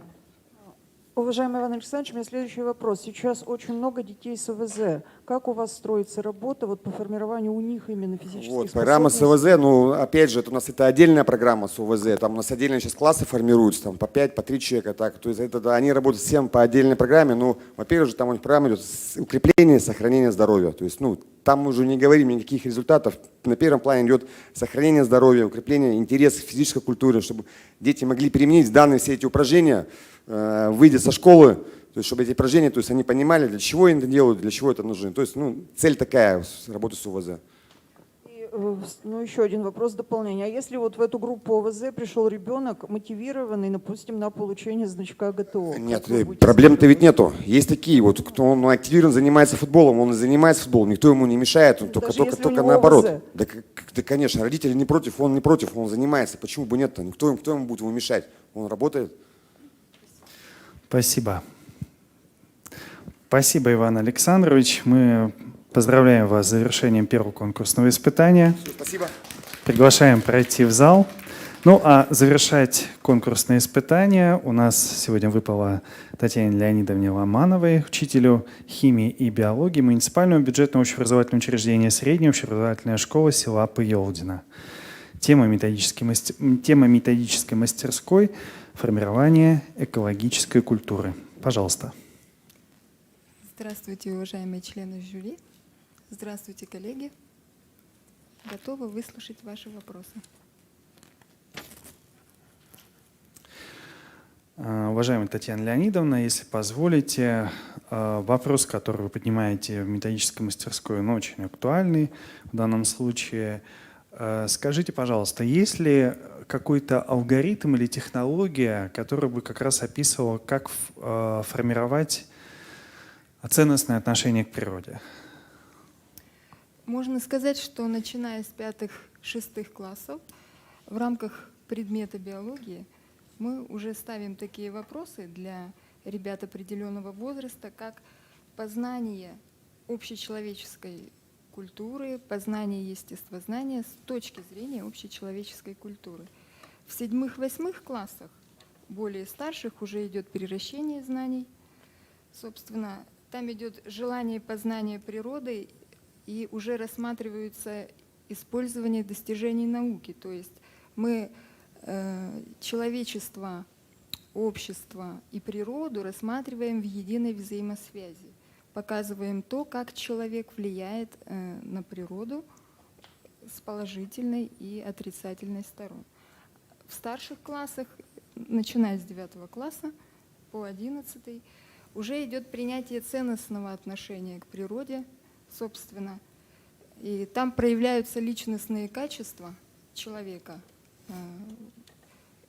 рассматривается вообще, анализируется его воздействие как личности каждого на природу. Спасибо. У меня вот какой вопрос в продолжении моего же. В основном мы сейчас как раз увидели, как формируется когнитивный компонент ценностного отношения, знаниевый, да, как таковой. Скажите, пожалуйста, какие приемы вы используете для формирования, собственно, так называемого эмоционального компонента, да, аффективного и поведенческого в рамках ценностного отношения? То есть ведь важно, наверное, не только знать, что нельзя там сорить, условно говоря, там, будучи в какой-то определенной экосистеме, но и формировать определенные формы поведения. Вот каким образом вы решаете эту задачу?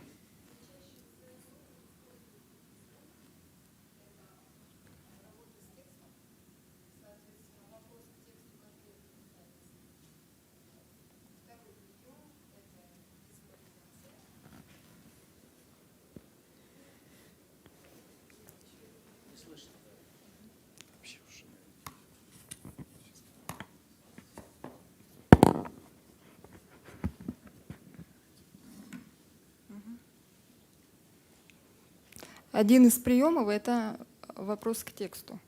При этом берется текст биологической направленности, можно рассматривать текст в рамках урока биологии по определенной теме. Но есть требования такие, чтобы текст был небольшой, примерно объемом страница 1,5. И задается вопрос по тексту, в этом тексте должен быть именно ответ. Вот. Ну, тонкие, толстые вопросы используются самими учениками.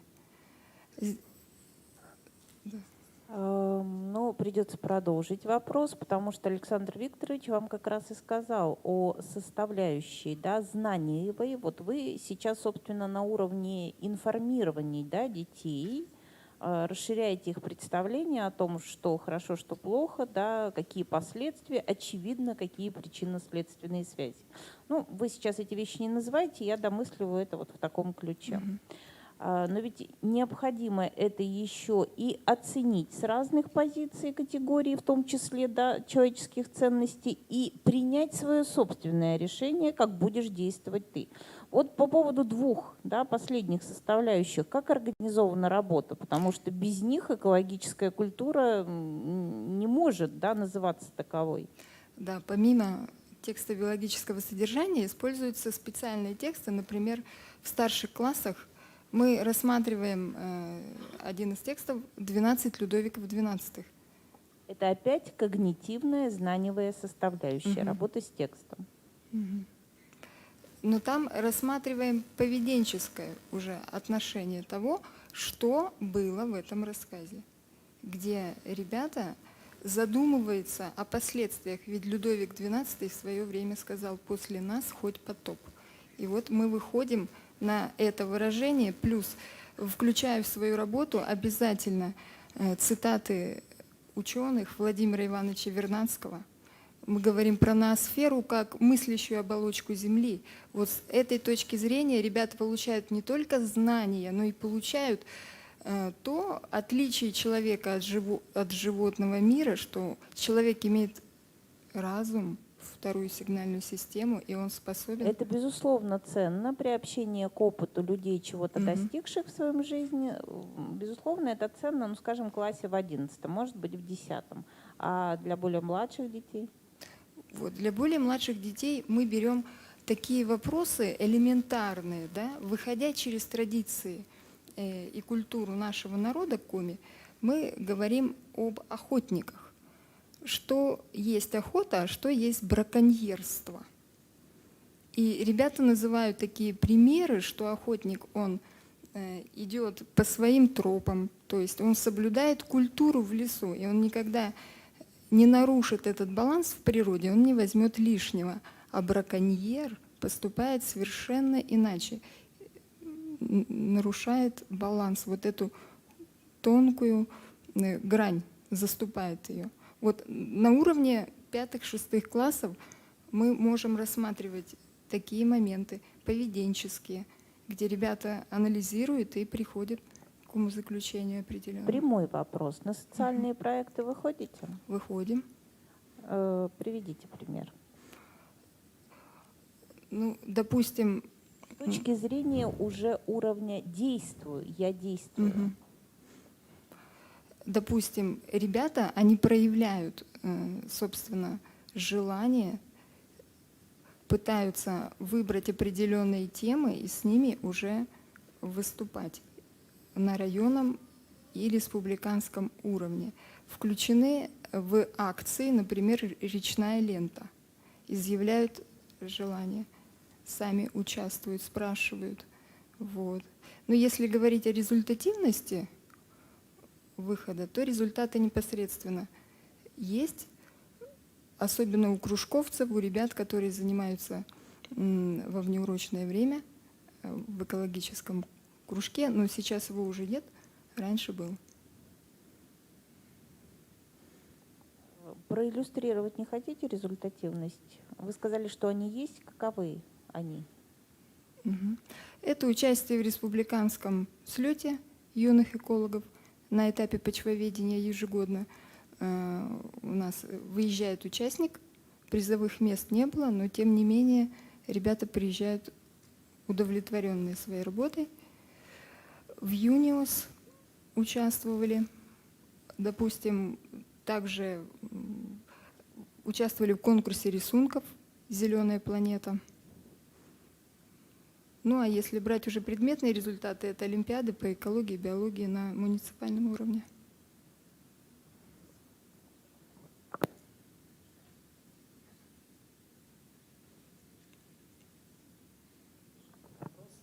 Маргарита Борисовна.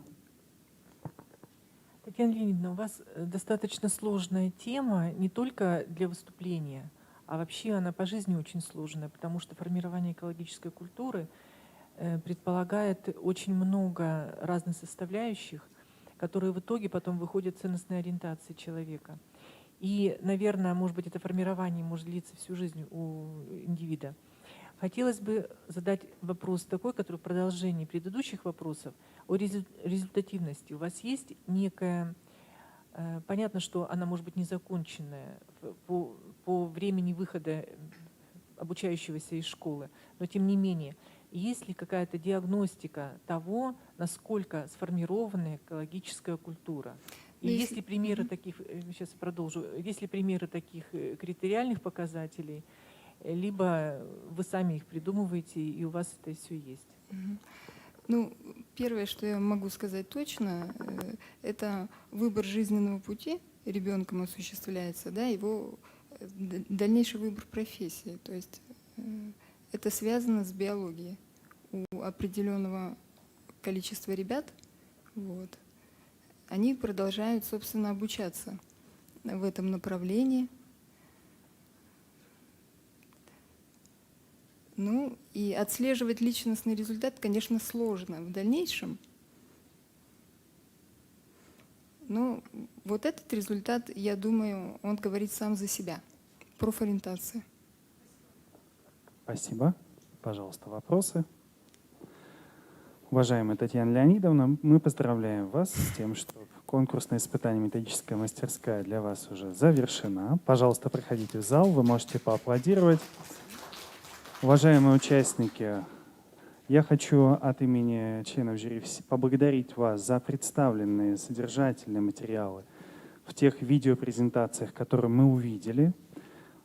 Те вопросы, которые нас интересовали, мы их сегодня вам задали, уточнили, выявили, так скажем, да, ваше мнение, ваши позиции относительно некоторых моментов. За это мы вам очень признательны и благодарны.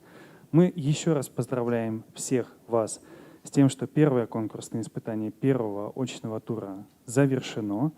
И желаем вам успехов в последующих конкурсных испытаниях. Всего доброго и всем удачи!